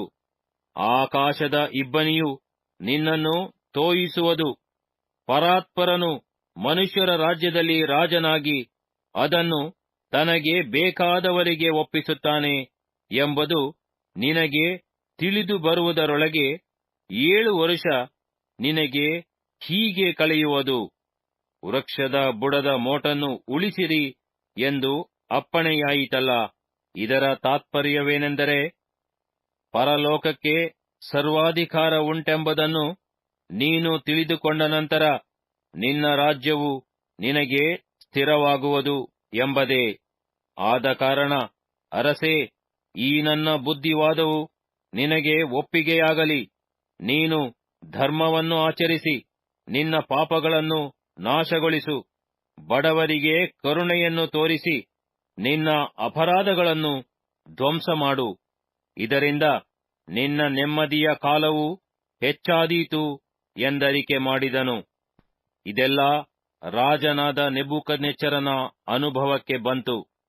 12 ತಿಂಗಳು ಕಳೆದ ನಂತರ ಅವನು ಬಾಬೆಲಿನ ಅರಮನೆಯ ಮೇಲೆ ತಿರುಗಾಡುತ್ತಾ, ನನ್ನ ಮಹಿಮೆಯು ಪ್ರಸಿದ್ಧಿಗೆ ಬರುವಂತೆ ನನ್ನ ಸಾಮರ್ಥ್ಯ ಬಲದಿಂದ ರಾಜನಿವಾಸಕ್ಕಾಗಿ ನಾನು ಕಟ್ಟಿಸಿಕೊಂಡಿರುವುದು ಇಗೋ ಮಹಾಪಟ್ಟಣವಾದ ಈ ಬಾಬೆಲ್ ಎಂದು ಕೊಚ್ಚಿಕೊಂಡನು. ಈ ಮಾತು ರಾಜನ ಬಾಯಿಂದ ಹೊರಡುತ್ತಿರುವಾಗ, ಅರಸನಾದ ನೆಬೂಕದ್ನೆಚ್ಚರನೇ, ನಿನಗಾದ ದೈವೋಕ್ತಿಯನ್ನು ಕೇಳು. ರಾಜ್ಯವು ನಿನ್ನಿಂದ ತೊಲಗಿದೆ. ನೀನು ಮನುಷ್ಯರೊಳಗಿಂದ ತಳ್ಳಲ್ಪಟ್ಟು ಕಾಡು ಮೃಗಗಳೊಂದಿಗೆ ವಾಸಿಸುವಿ. ದನಗಳಂತೆ ಹುಲ್ಲು ಮೇಯುವುದೇ ನಿನಗೆ ಗತಿಯಾಗುವುದು. ಪರಾತ್ಪರನು ಮನುಷ್ಯರ ರಾಜ್ಯದಲ್ಲಿ ರಾಜನಾಗಿ ಅದನ್ನು ತನಗೆ ಬೇಕಾದವರಿಗೆ ಒಪ್ಪಿಸುತ್ತಾನೆ ಎಂಬುದು ನಿನ್ನ ತಿಳುವಳಿಕೆಗೆ ಬರುವುದರೊಳಗೆ 7 ವರುಷ ನಿನಗೆ ಹೀಗೆ ಕಳೆಯುವುದು ಎಂದು ಆಕಾಶವಾಣಿಯಾಯಿತು. ಈ ನುಡಿಯು ನೆಬೂಕದ್ನೆಚ್ಚರನಲ್ಲಿ ತಕ್ಷಣವೇ ನೆರವೇರಿತು. ಅವನು ಮನುಷ್ಯರೊಳಗಿಂದ ತಳ್ಳಲ್ಪಟ್ಟು ದನಗಳಂತೆ ಹುಲ್ಲು ಮೇಯುತ್ತಾ ಆಕಾಶದ ಇಬ್ಬನಿಯಿಂದ ನೆನೆಯುತ್ತಾ ಇದ್ದನು. ಅವನ ಕೂದಲು ಹದ್ದುಗಳ ಗರಿಯಂತೆಯೂ ಅವನ ಉಗುರು ಹಕ್ಕಿಗಳ ಉಗುರಿನ ಹಾಗೂ ಬೆಳೆದವು. ಆ ಕಾಲವು ಕಳೆದ ಮೇಲೆ ನೆಬೂಕದ್ನೆಚ್ಚರನಾದ ನಾನು ಆಕಾಶದ ಕಡೆಗೆ ಕಣ್ಣೆತ್ತಲು ನನ್ನ ಬುದ್ಧಿಯು ಪುನಃ ನನ್ನ ಸ್ವಾಧೀನವಾಯಿತು.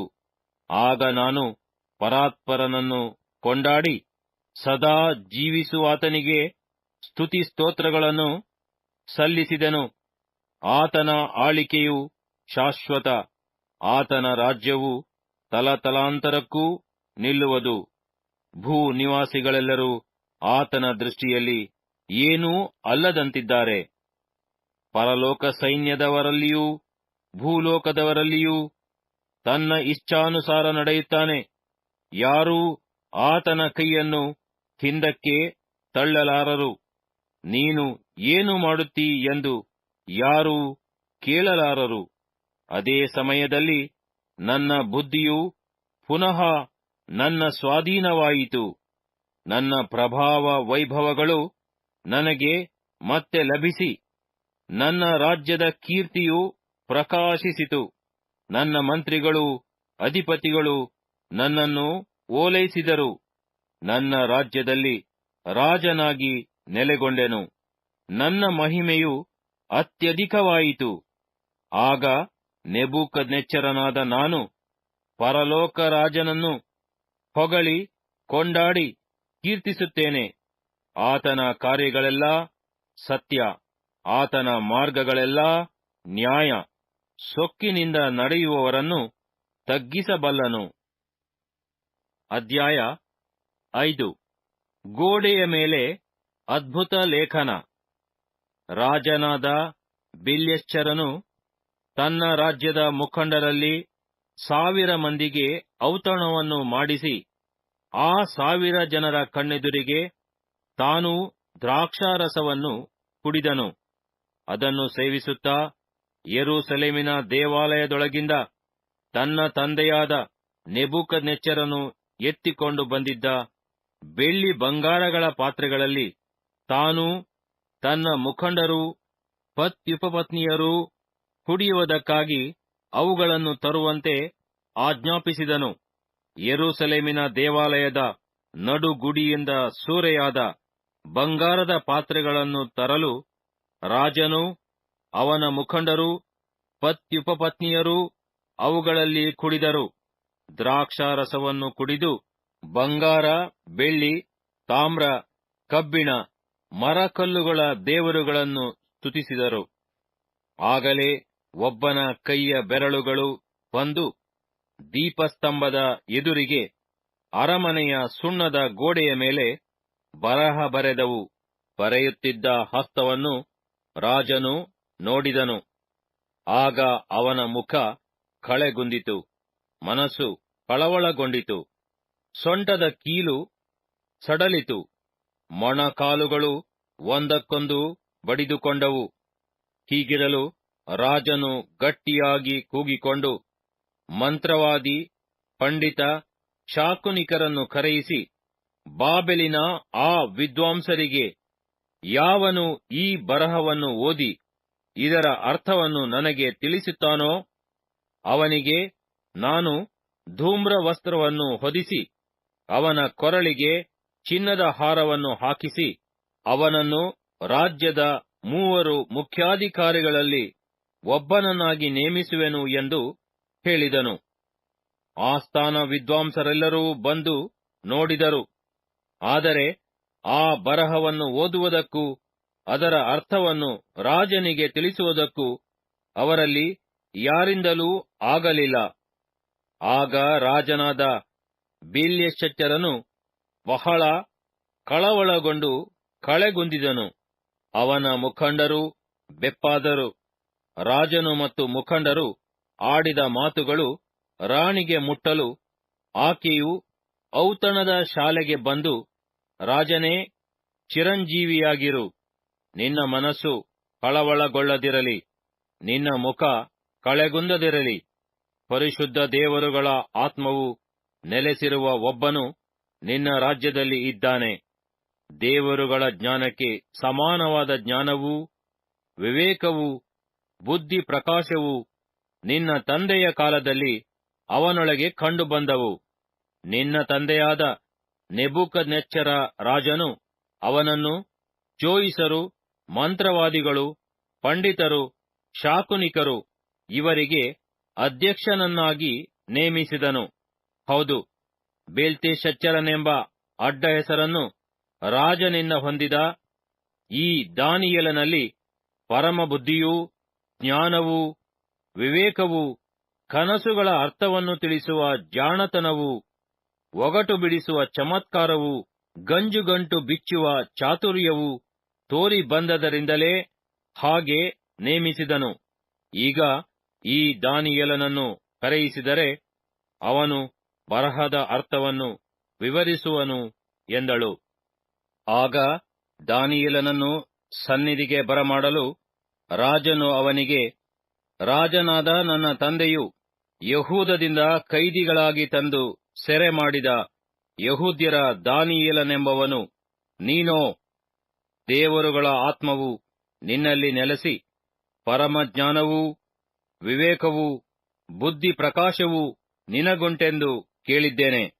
ಈಗ ಈ ಬರಹವನ್ನು ಓದಿ ಇದರ ಅರ್ಥವನ್ನು ನನಗೆ ತಿಳಿಸುವುದಕ್ಕಾಗಿ ವಿದ್ವಾಂಸರನ್ನೂ ಮಂತ್ರವಾದಿಗಳನ್ನು ಸಮ್ಮುಖಕ್ಕೆ ಬರಮಾಡಲು ಅವರು ಇದರ ಅರ್ಥವನ್ನು ವಿವರಿಸಲಾರದೆ ಹೋದರು.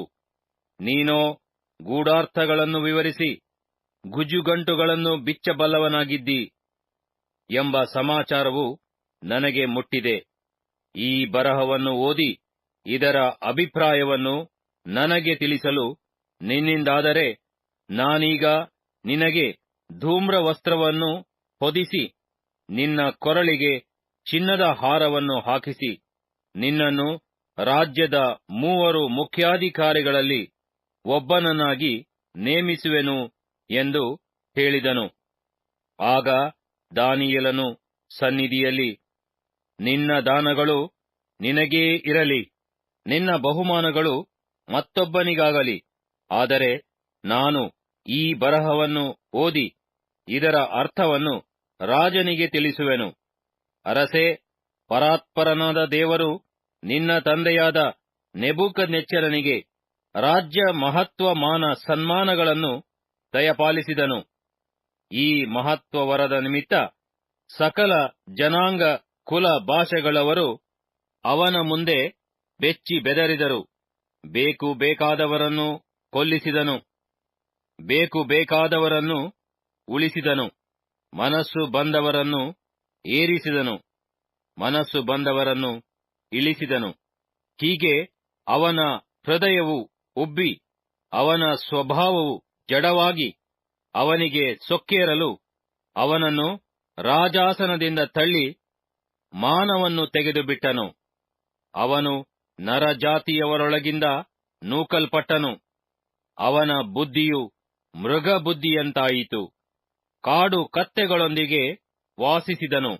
ಪರಾತ್ಪರನಾದ ದೇವರು ಮನುಷ್ಯರ ರಾಜ್ಯದಲ್ಲಿ ರಾಜನಾಗಿ ಅದರ ಮೇಲೆ ತನಗೆ ಬೇಕಾದವರನ್ನು ನೇಮಿಸುತ್ತಾನೆ ಎಂಬುದು ಅವನಿಗೆ ತಿಳಿದು ಬರುವ ತನಕ ದನಗಳಂತೆ ಹುಲ್ಲು ಮೇಯುವುದೇ ಅವನ ಗತಿಯಾಯಿತು. ಆಕಾಶದ ಇಬ್ಬನಿಯು ಅವನ ಮೈಯನ್ನು ತೋಯಿಸುತ್ತಿತ್ತು. ಬೇಲ್ಯಚ್ಚರನೇ, ಅವನ ಮಗನಾದ ನೀನು ಇದನ್ನೆಲ್ಲ ತಿಳಿದುಕೊಂಡರೂ ನಿನ್ನ ಮನಸ್ಸನ್ನು ತಗ್ಗಿಸಿಕೊಳ್ಳಲಿಲ್ಲ. ಪರಲೋಕದೊಡೆಯನಿಗೆ ವಿರುದ್ಧವಾಗಿ ನಿನ್ನನ್ನು ಹೆಚ್ಚಿಸಿಕೊಂಡಿ. ಆತನ ಆಲಯದ ಪಾತ್ರೆಗಳನ್ನು ಸನ್ನಿಧಿಗೆ ತಂದರಲ್ಲ.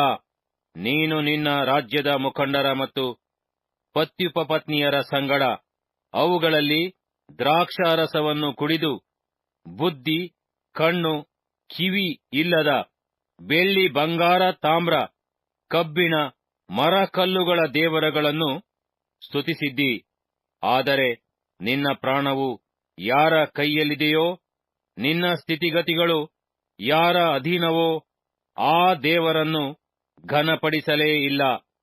ಹೀಗಿರಲು ಆ ಹಸ್ತವು ದೇವರ ಸನ್ನಿಧಿಯಿಂದ ಬಂದು ಈ ಬರಹವನ್ನು ಬರೆಯಿತು.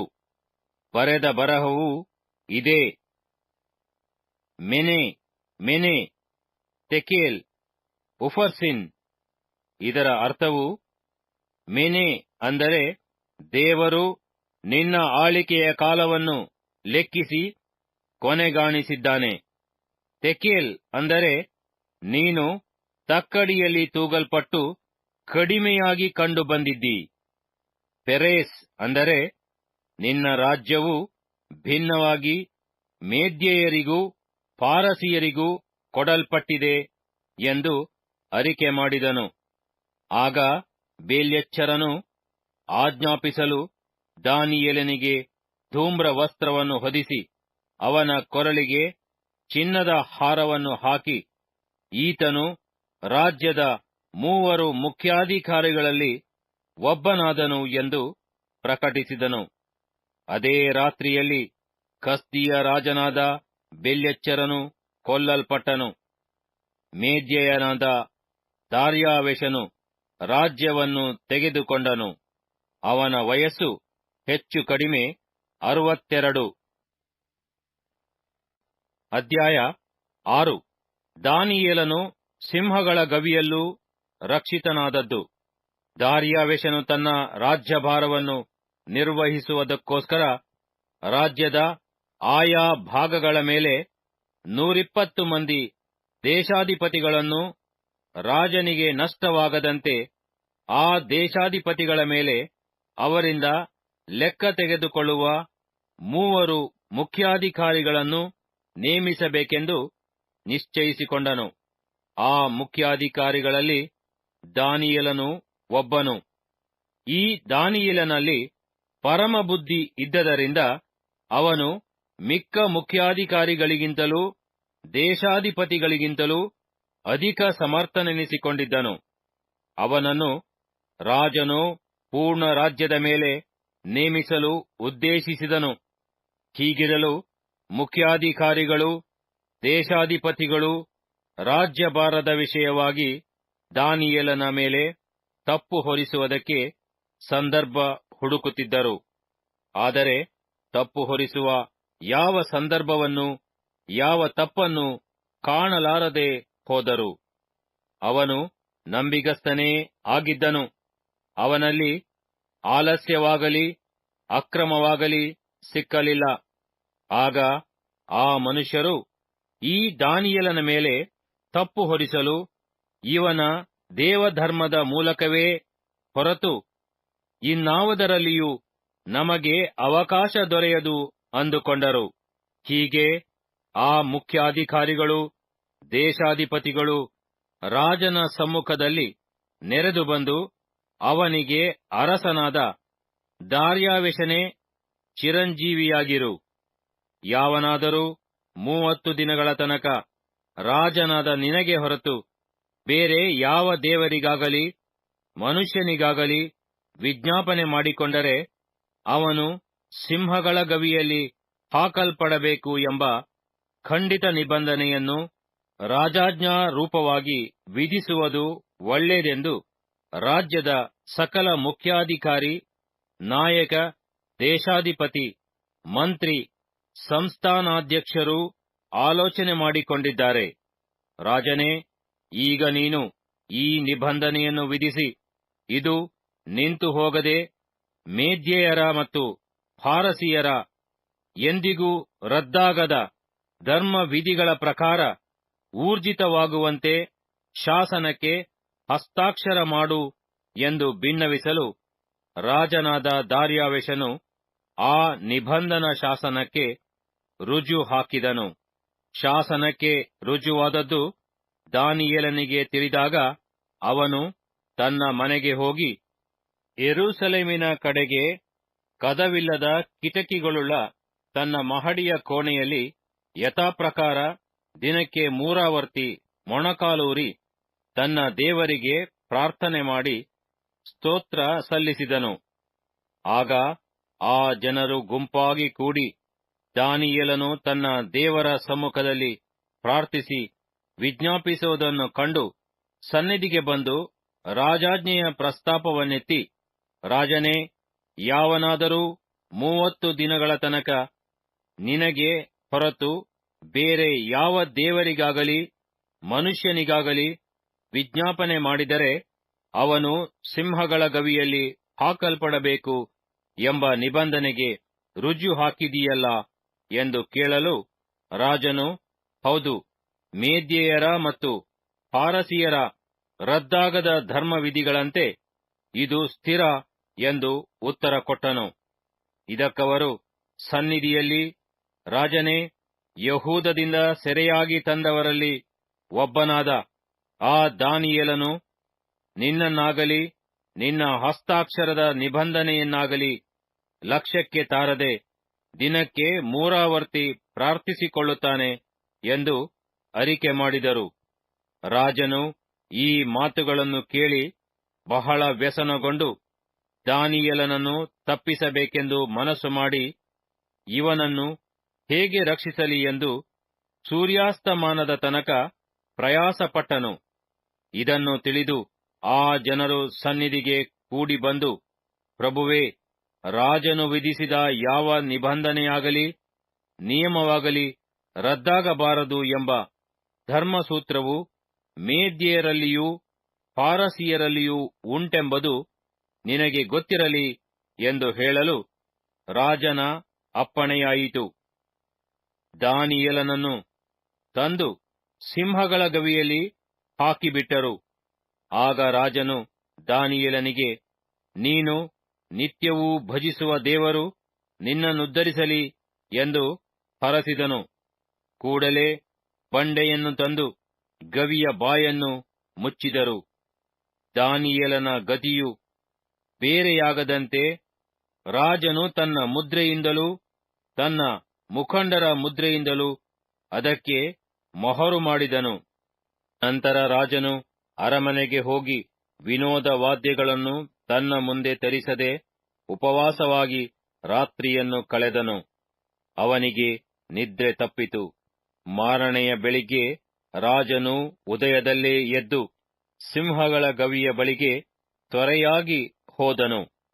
ದಾನಿಯೇಲನಿದ್ದ ಗವಿಯ ಸಮೀಪಕ್ಕೆ ಬಂದು ಅವನು ದುಃಖ ಧ್ವನಿಯಿಂದ ದಾನಿಯೇಲನನ್ನು ಕೂಗಿ, ದಾನಿಯೇಲನೇ, ಜೀವಸ್ವರೂಪನಾದ ದೇವಕರ ಸೇವಕನೇ, ನೀನು ನಿತ್ಯವೂ ಭಜಿಸುವ ನಿನ್ನ ದೇವರು ನಿನ್ನನ್ನು ಸಿಂಹಗಳಿಂದ ಉದ್ಧರಿಸಶಕ್ತನಾದನೋ ಎಂದು ಕೇಳಲು ದಾನಿಯೇಲನು ರಾಜನಿಗೆ, ಅರಸನೇ, ಚಿರಂಜೀವಿಯಾಗಿರು. ನನ್ನ ದೇವರು ತನ್ನ ದೂತನನ್ನು ಕಳುಹಿಸಿ ಸಿಂಹಗಳ ಬಾಯಿಗಳನ್ನು ಬಂಧಿಸಿದನು. ಅವುಗಳಿಂದ ನನಗೆ ಯಾವ ಹಾನಿಯೂ ಆಗಲಿಲ್ಲ, ಏಕೆಂದರೆ ಆತನ ದೃಷ್ಟಿಗೆ ನಾನು ನಿರ್ಮಲನಾಗಿ ಕಂಡುಬಂದೆನು. ರಾಜನಾದ ನಿನಗೂ ಯಾವ ದ್ರೋಹವನ್ನು ಮಾಡಲಿಲ್ಲ ಎಂದು ಹೇಳಿದನು. ಅದನ್ನು ಕೇಳಿ ರಾಜನು ಬಹು ಸಂತೋಷಪಟ್ಟು ದಾನಿಯೇಲನನ್ನು ಗವಿಯೊಳಗಿಂದ ಮೇಲಕ್ಕೆತ್ತಬೇಕೆಂದು ಅಪ್ಪಣೆ ಮಾಡಲು ಅವನನ್ನು ಅಲ್ಲಿಂದ ಮೇಲಕ್ಕೆತ್ತಿದರು. ಅವನು ತನ್ನ ದೇವರಲ್ಲಿ ಭರವಸವಿಟ್ಟ ಕಾರಣ ಅವನಿಗೆ ಯಾವ ಹಾನಿಯೂ ಆಗಿರಲಿಲ್ಲ.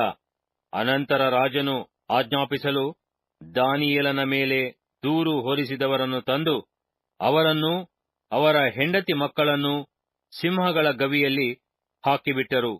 ಅವರು ಗವಿಯ ಅಡಿಯನ್ನು ಮುಟ್ಟುವುದರೊಳಗೆ ಸಿಂಹಗಳು ಅವರ ಮೇಲೆ ಹಾರಿ ಅವರ ಎಲ್ಲಾ ಎಲುಬುಗಳನ್ನು ಚೂರು ಚೂರು ಮಾಡಿದವು. ಆಗ ರಾಜನಾದ ದಾರ್ಯಾವೆಷನು ಲೋಕದಲ್ಲೆಲ್ಲ ವಾಸಿಸುವ ಸಕಲ ಜನಾಂಗ ಕುಲ ಭಾಷೆಗಳವರಿಗೆ ಈ ಪ್ರಸಿದ್ಧ ಪತ್ರವನ್ನು ಬರೆಯಿಸಿದನು. ನಿಮಗೆ ಸುಖವು ಹೆಚ್ಚೆಚ್ಚಾಗಲಿ. ನಾನಾಳುವ ರಾಜ್ಯದವರೆಲ್ಲರೂ ದಾನಿಯೇಲನ ದೇವರಿಗೆ ಭಯಭಕ್ತಿಯಿಂದ ನಡೆದುಕೊಳ್ಳಬೇಕೆಂದು ಆಜ್ಞಾಪಿಸುತ್ತೇನೆ. ಆತನೇ ಜೀವಸ್ವರೂಪನಾದ ಸನಾತನ ದೇವರು. ಆತನ ರಾಜ್ಯವು ಎಂದಿಗೂ ಅಳಿಯದು. ಆತನ ಆಳಿಕೆಯು ಶಾಶ್ವತವಾಗಿರುವುದು. ಆತನು ಉದ್ಧರಿಸುವವನೂ ರಕ್ಷಿಸುವವನೂ ಭೂಮ್ಯಾಕಾಶಗಳಲ್ಲಿ ಅದ್ಭುತ ಮಹತ್ವಗಳನ್ನು ನಡೆಸುವವನೂ ಆಗಿದ್ದಾನೆ. ಆತನೇ ದಾನಿಯೇಲನನ್ನು ಸಿಂಹಗಳ ಕೈಯಿಂದ ತಪ್ಪಿಸಿದನು. ಈ ದಾನಿಯೇಲನು ದಾರ್ಯಾವೆಷನ ಆಳಿಕೆಯಲ್ಲಿಯೂ ಪಾರಸಿಯನಾದ ಕೋರೆಷನ ಆಳಿಕೆಯಲ್ಲಿಯೂ ಘನವಂತನಾಗಿ ಬಾಳಿದನು. ಅಧ್ಯಾಯ 7. ದಾನಿಯೇಲನ ಕನಸುಗಳು. 4 ಮೃಗಗಳ ವಿಷಯವಾದ ಕನಸು.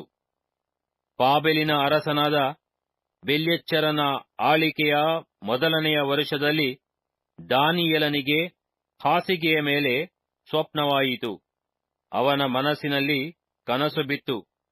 ಕೂಡಲೇ ಅವನು ಆ ಕನಸನ್ನೂ ಅದರ ಮುಖ್ಯಾಂಶಗಳನ್ನು ಬರೆದನು.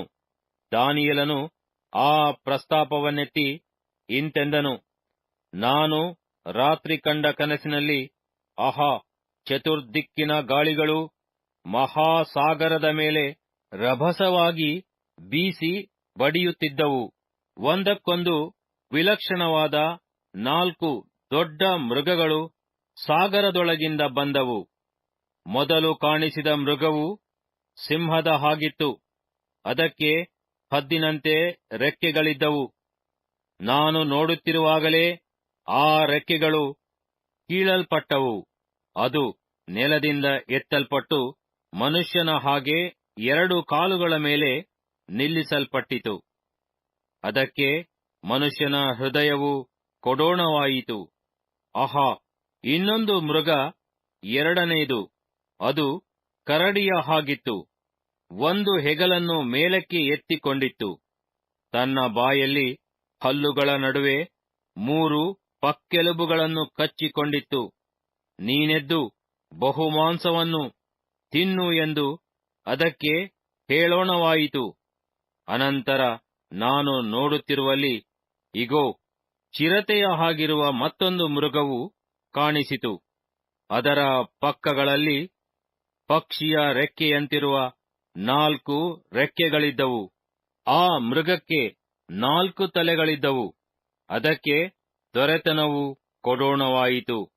ನಾನು ರಾತ್ರಿ ಕಂಡ ಕನಸಿನಲ್ಲಿ ಸ್ವಲ್ಪ ಹೊತ್ತಿನ ಮೇಲೆ, ಆಹಾ, 4ನೆಯ ಮೃಗವು ಕಾಣಿಸಿತು. ಅದು ಭಯಂಕರ, ಹೆದರಿಸುವಂಥದು, ಅಧಿಕ ಬಲವುಳ್ಳದ್ದು. ಅದಕ್ಕೆ ಕಬ್ಬಿಣದ ದೊಡ್ಡ ಹಲ್ಲುಗಳಿದ್ದವು. ಅದು ನುಂಗುತ್ತಾ, ಚೂರು ಚೂರು ಮಾಡುತ್ತಾ, ಮಿಕ್ಕದ್ದನ್ನು ಕಾಲುಗಳಿಂದ ತುಳಿಯುತ್ತಾ ಇತ್ತು. ಅದು ಮುಂಚಿನ ಎಲ್ಲಾ ಮೃಗಗಳಿಗಿಂತ ವಿಲಕ್ಷಣವಾಗಿತ್ತು. ಅದಕ್ಕೆ 10 ಕೊಂಬುಗಳಿದ್ದವು. ನಾನು ಆ ಕೊಂಬುಗಳನ್ನು ಗಮನಿಸುತ್ತಿರುವಲ್ಲಿ, ಇಗೋ, ಅವುಗಳ ನಡುವೆ ಇನ್ನೊಂದು ಚಿಕ್ಕ ಕೊಂಬು ಮೊಳೆಯಿತು. ಅದರ ದೆಸೆಯಿಂದ ಮುಂಚಿನ ಕೊಂಬುಗಳಲ್ಲಿ 3 ಬೇರು ಸಹಿತ ಕೀಳಲ್ಪಟ್ಟವು.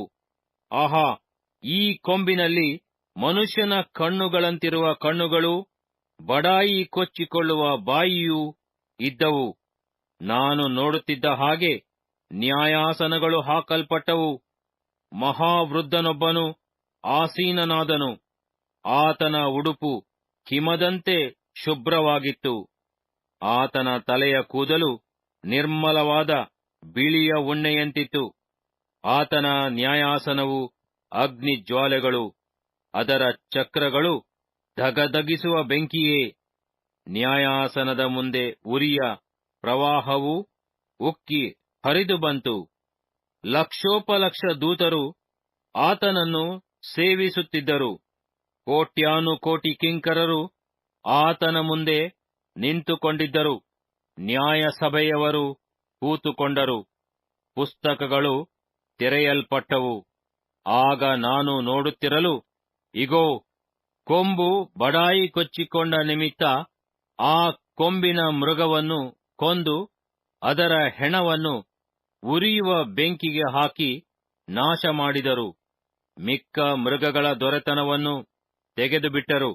ಆದರೆ ಕೆಲವು ಕಾಲದ ಮಟ್ಟಿಗೆ, ತಕ್ಕ ಸಮಯ ಬರುವ ತನಕ ಅವುಗಳ ಜೀವವನ್ನು ಉಳಿಸಿದರು. ನಾನು ಕಂಡ ರಾತ್ರಿಯ ಕನಸಿನಲ್ಲಿ, ಇಗೋ, ಮನುಷ್ಯಕುಮಾರನಂತಿರುವವನು ಆಕಾಶದ ಮೇಘಗಳೊಂದಿಗೆ ಬಂದು ಆ ಮಹಾವೃದ್ಧನನ್ನು ಸಮೀಪಿಸಿದನು. ಅವನನ್ನು ಆತನ ಸನ್ನಿಧಿಗೆ ತಂದರು. ಸಕಲ ಜನಾಂಗ, ಕುಲ, ಭಾಷೆಗಳವರು ಅವನನ್ನು ಸೇವಿಸಲೆಂದು ಅವನಿಗೆ ದೊರೆತನವೂ ಘನತೆಯೂ ರಾಜ್ಯವೂ ಕೊಡೋಣವಾದವು. ಅವನ ಆಳಿಕೆಯು ಅಂತ್ಯವಿಲ್ಲದ್ದು, ಶಾಶ್ವತವಾದದ್ದು. ಅವನ ರಾಜ್ಯವು ಎಂದಿಗೂ ಅಳಿಯದು. ದಾನಿಯೇಲನಾದ ನನ್ನ ಆತ್ಮವು ನನ್ನ ಶರೀರದೊಳಗೆ ವ್ಯಥೆಗೊಂಡಿತು. ನನ್ನ ಮನಸ್ಸಿನಲ್ಲಿ ಬಿದ್ದ ಕನಸುಗಳು ನನ್ನನ್ನು ಕಳವಳಪಡಿಸಿದವು. ನಾನು ಹತ್ತಿರ ನಿಂತಿದ್ದವರಲ್ಲಿ ಒಬ್ಬನ ಬಳಿಗೆ ಹೋಗಿ, ಇವುಗಳ ಸತ್ಯಾರ್ಥವೇನೆಂದು ವಿಚಾರಿಸಲು ಅವನು ನನಗೆ, ಆ 4 ದೊಡ್ಡ ಮೃಗಗಳು ಲೋಕಸಾಗರದೊಳಗಿಂದ ಏರತಕ್ಕ 4 ರಾಜ್ಯಗಳು. ಆದರೆ ರಾಜ್ಯವು ಪರಾತ್ಪರನ ಭಕ್ತರಿಗೆ ಲಭಿಸುವುದು. ಅವರೇ ಅದನ್ನು ತಲತಲಾಂತರಕ್ಕೂ ಶಾಶ್ವತವಾಗಿ ಅನುಭವಿಸುವರು ಎಂದು ಆ ವಿಷಯಗಳ ತಾತ್ಪರ್ಯವನ್ನು ವಿವರಿಸಿ ತಿಳಿಸಿದನು. ಆ ಮೇಲೆ ಕಬ್ಬಿಣದ ಹಲ್ಲು, ತಾಮ್ರದ ಉಗುರು ಉಳ್ಳದ್ದಾಗಿ ಕೆಲವನ್ನು ನುಂಗಿ ಕೆಲವನ್ನು ಚೂರು ಚೂರು ಮಾಡಿ ಮಿಕ್ಕದ್ದನ್ನು ಕಾಲುಗಳಿಂದ ತುಳಿದು ಇತರ ಮೃಗಗಳಿಗಿಂತ ವಿಲಕ್ಷಣವಾಗಿ ಅತಿ ಭಯಂಕರವಾದ 4ನೆಯ ಮೃಗದ ವಿಷಯವಾಗಿಯೂ ಅದರ ತಲೆಯ ಮೇಲಣ 10 ಕೊಂಬುಗಳ ವಿಷಯವಾಗಿಯೂ ನಾನು ನೋಡುತ್ತಿದ್ದ ಹಾಗೆ ಯಾವ ಕೊಂಬು ಮೊಳೆತು 3 ಕೊಂಬುಗಳನ್ನು ಬೀಳಿಸಿ ದೇವಭಕ್ತರೊಂದಿಗೆ ಯುದ್ಧಮಾಡಿ ಮಹಾವೃದ್ಧನು ಆಯ್ತಂದು ಪರಾತ್ಪರನ ಭಕ್ತರಿಗಾಗಿ ನ್ಯಾಯ ತೀರಿಸಿ ಅವರಿಗೆ ರಾಜ್ಯವನ್ನು ದೊರಕಿಸುವ ತನಕ ಅವರನ್ನು ಗೆಲ್ಲುತ್ತಾ ಬಂದು ಕಣ್ಣುಳ್ಳದ್ದಾಗಿ ಬಾಯಿಯಿಂದ ಬಡಾಯಿ ಕೊಚ್ಚಿಕೊಳ್ಳುತ್ತಾ ಮಿಕ್ಕ ಕೊಂಬುಗಳಿಗಿಂತ ಪಿರಸಾಗಿ ನೋಡುತ್ತಾ ಇತ್ತೋ ಆ ಕೊಂಬಿನ ವಿಷಯವಾಗಿಯೂ ಸತ್ಯಾರ್ಥವನ್ನು ತಿಳಿದುಕೊಳ್ಳಬೇಕೆಂದು ಅಪೇಕ್ಷಿಸಿ ವಿಚಾರಿಸಿದೆನು. ಆಗ ಅವನು ನನಗೆ, ಆ 4ನೆಯ ಮೃಗವು ಲೋಕದಲ್ಲಿ ಉಂಟಾಗುವ 4ನೆಯ ರಾಜ್ಯ. ಅದು ಮಿಕ್ಕ ರಾಜ್ಯಗಳಿಗಿಂತ ವಿಲಕ್ಷಣವಾಗಿ ಲೋಕವನ್ನೆಲ್ಲ ನುಂಗಿ ತುಳಿದು ಚೂರು ಚೂರು ಮಾಡುವುದು. ಆ 10 ಕೊಂಬುಗಳ ವಿಷಯವೇನೆಂದರೆ, ಆ ರಾಜ್ಯದಲ್ಲಿ 10 ಮಂದಿ ಅರಸರು ಉಂಟಾಗುವರು. ಅವರ ತರುವಾಯ ಮತ್ತೊಬ್ಬನು ತಲೆದೋರುವನು. ಅವನು ಮುಂಚಿನ ಅರಸರಿಗಿಂತ ವಿಲಕ್ಷಣನಾಗಿ 3 ಅರಸರನ್ನು ಅದಮಿಬಿಡುವನು. ಪರಾತ್ಪರನಿಗೆ ವಿರುದ್ಧವಾಗಿ ಕೊಚ್ಚಿಕೊಂಡು ಪರಾತ್ಪರನ ಭಕ್ತರನ್ನು ಸವೆಯಿಸಿ ಕಟ್ಟಳೆಯ ಕಾಲಗಳನ್ನೂ ಧರ್ಮವಿಧಿಗಳನ್ನೂ ಮಾರ್ಪಡಿಸಲು ಮನಸ್ಸು ಮಾಡುವನು. ಆ ಭಕ್ತರು 1 ಕಾಲ, 2 ಕಾಲ, ಅರ್ಧ ಕಾಲ ಅವನ ಕೈವಶವಾಗಿರುವರು. ಆಮೇಲೆ ನ್ಯಾಯಸಭೆಯು ಕೂತು ಅವನ ದೊರೆತನವನ್ನು ಕಿತ್ತು ತೀರಾ ಧ್ವಂಸ ಮಾಡಿ ಕೊನೆಗಾಣಿಸಿ ಬಿಡುವುದು. ಆಗ ಅವನ ರಾಜ್ಯ ಪ್ರಭುತ್ವಗಳು ಸಮಸ್ತ ಭೂಮಂಡಲದಲ್ಲಿನ ರಾಜ್ಯಗಳ ಮಹಿಮೆಯು ಪರಾತ್ಪರನ ಭಕ್ತ ಜನರಿಗೆ ಕೊಡೋಣವಾಗುವವು. ಆತನ ರಾಜ್ಯವು ಶಾಶ್ವತ ರಾಜ್ಯ. ಸಕಲ ದೇಶಾಧಿಪತಿಗಳು ಆತನಿಗೆ ಅಧೀನರಾಗಿ ಸೇವೆ ಮಾಡುವರು ಎಂದು ಹೇಳಿದನು. ಈ ಕನಸಿನ ಪ್ರಸ್ತಾಪವು ಇಲ್ಲಿಗೆ ಮುಗಿಯಿತು. ದಾನಿಯೇಲನಾದ ನಾನು ನನ್ನ ಯೋಚನೆಗಳಿಂದ ಬಹು ಕಳವಳಗೊಂಡು ಮೊಗಗೆಟ್ಟೆನು. ಆದರೂ ನಡೆದ ಸಂಗತಿಯನ್ನು ಮನಸ್ಸಿನಲ್ಲಿ ಇಟ್ಟುಕೊಂಡೆನು. ಅಧ್ಯಾಯ 8. ಟಗರಿನ ಮತ್ತು ಹೋತದ ವಿಷಯವಾದ ಕನಸು. ಮೊದಲು ನನಗೆ ಕಾಣಿಸಿದ ಕನಸಲ್ಲದೆ ಅರಸನಾದ ಬೆಲ್ಯಚ್ಚರನ ಆಳಿಕೆಯ 3ನೆಯ ವರುಷದಲ್ಲಿಯೂ ಇನ್ನೊಂದು ಕನಸು ದಾನಿಯೇಲನಾದ ನನಗೆ ಕಾಣಿಸಿತು. ನಾನು ಕಂಡ ಕನಸಿನಲ್ಲಿ ಏಲಾಮ್ ಸಂಸ್ಥಾನದ ಶೂಷನ್ ಕೋಟೆಯಲ್ಲಿದ್ದೆನು. ಕನಸಿನಲ್ಲಿ ಊಲಾ ಕಾಲುವೆಯ ದಡದ ಮೇಲೆ ನಿಂತುಕೊಂಡಿದ್ದ ಹಾಗೆ ತೋರಿತು. ನಾನು ಕಣ್ಣೆತ್ತಿ ನೋಡಲು, ಇಗೋ, 2 ಕೊಂಬಿನ ಒಂದು ಟಗರು ಕಾಲುವೆಯ ಹತ್ತಿರ ನಿಂತಿತ್ತು. ಅದರ 2 ಕೊಂಬುಗಳು ಉದ್ದವಾಗಿದ್ದರೂ ಒಂದಕ್ಕಿಂತ ಒಂದು ದೊಡ್ಡದು. ಆ ದೊಡ್ಡದು ಚಿಕ್ಕ ಕೊಂಬು ಮೊಳೆತ ಮೇಲೆ ಮೊಳೆತದ್ದು. ನಾನು ನೋಡುತ್ತಿದ್ದ ಹಾಗೆ ಆ ಟಗರು ಪಡುವಲಿಗೂ ಬಡಗಲಿಗೂ ತೆಂಕಲಿಗೂ ಹಾದಾಡುತ್ತಿತ್ತು. ಯಾವ ಜಂತುವೂ ಅದರೆದುರಿಗೆ ನಿಲ್ಲಲಾರದೆ ಹೋಯಿತು. ಅದರ ಕೈಯಿಂದ ಬಿಡಿಸಲು ಯಾವ ಪ್ರಾಣಿಗೂ ಶಕ್ತಿಯಿರಲಿಲ್ಲ. ಅದು ಮನಸ್ಸು ಬಂದಂತೆ ನಡೆದು ತನ್ನನ್ನು ಹೆಚ್ಚಿಸಿಕೊಂಡಿತು. ನಾನು ಗಮನಿಸುತ್ತಿರುವಾಗ, ಇಗೋ, ಒಂದು ಹೋತವು ಪಡುವಲಿಂದ ಭೂಮಂಡಲವನ್ನೆಲ್ಲ ದಾಟಿಕೊಂಡು ನೆಲವನ್ನು ಸೋಕದೆ ಓಡಿ ಬಂತು. ಅದರ ಕಣ್ಣುಗಳ ನಡುವೆ ವಿಶೇಷವಾದ ಒಂದು ಕೊಂಬಿತ್ತು. ನಾನು ಕಾಲುವೆಯ ಹತ್ತಿರ ಕಂಡ 2 ಕೊಂಬಿನ ಟಗರಿನ ಬಳಿಗೆ ಆ ಹೋತವು ಬಂದು ಪರಾಕ್ರಮದಿಂದ ಉಬ್ಬಿ ರೋಷಗೊಂಡು ಅದರ ಮೇಲೆ ಬೀಳಬೇಕೆಂದು ಓಡಿತು.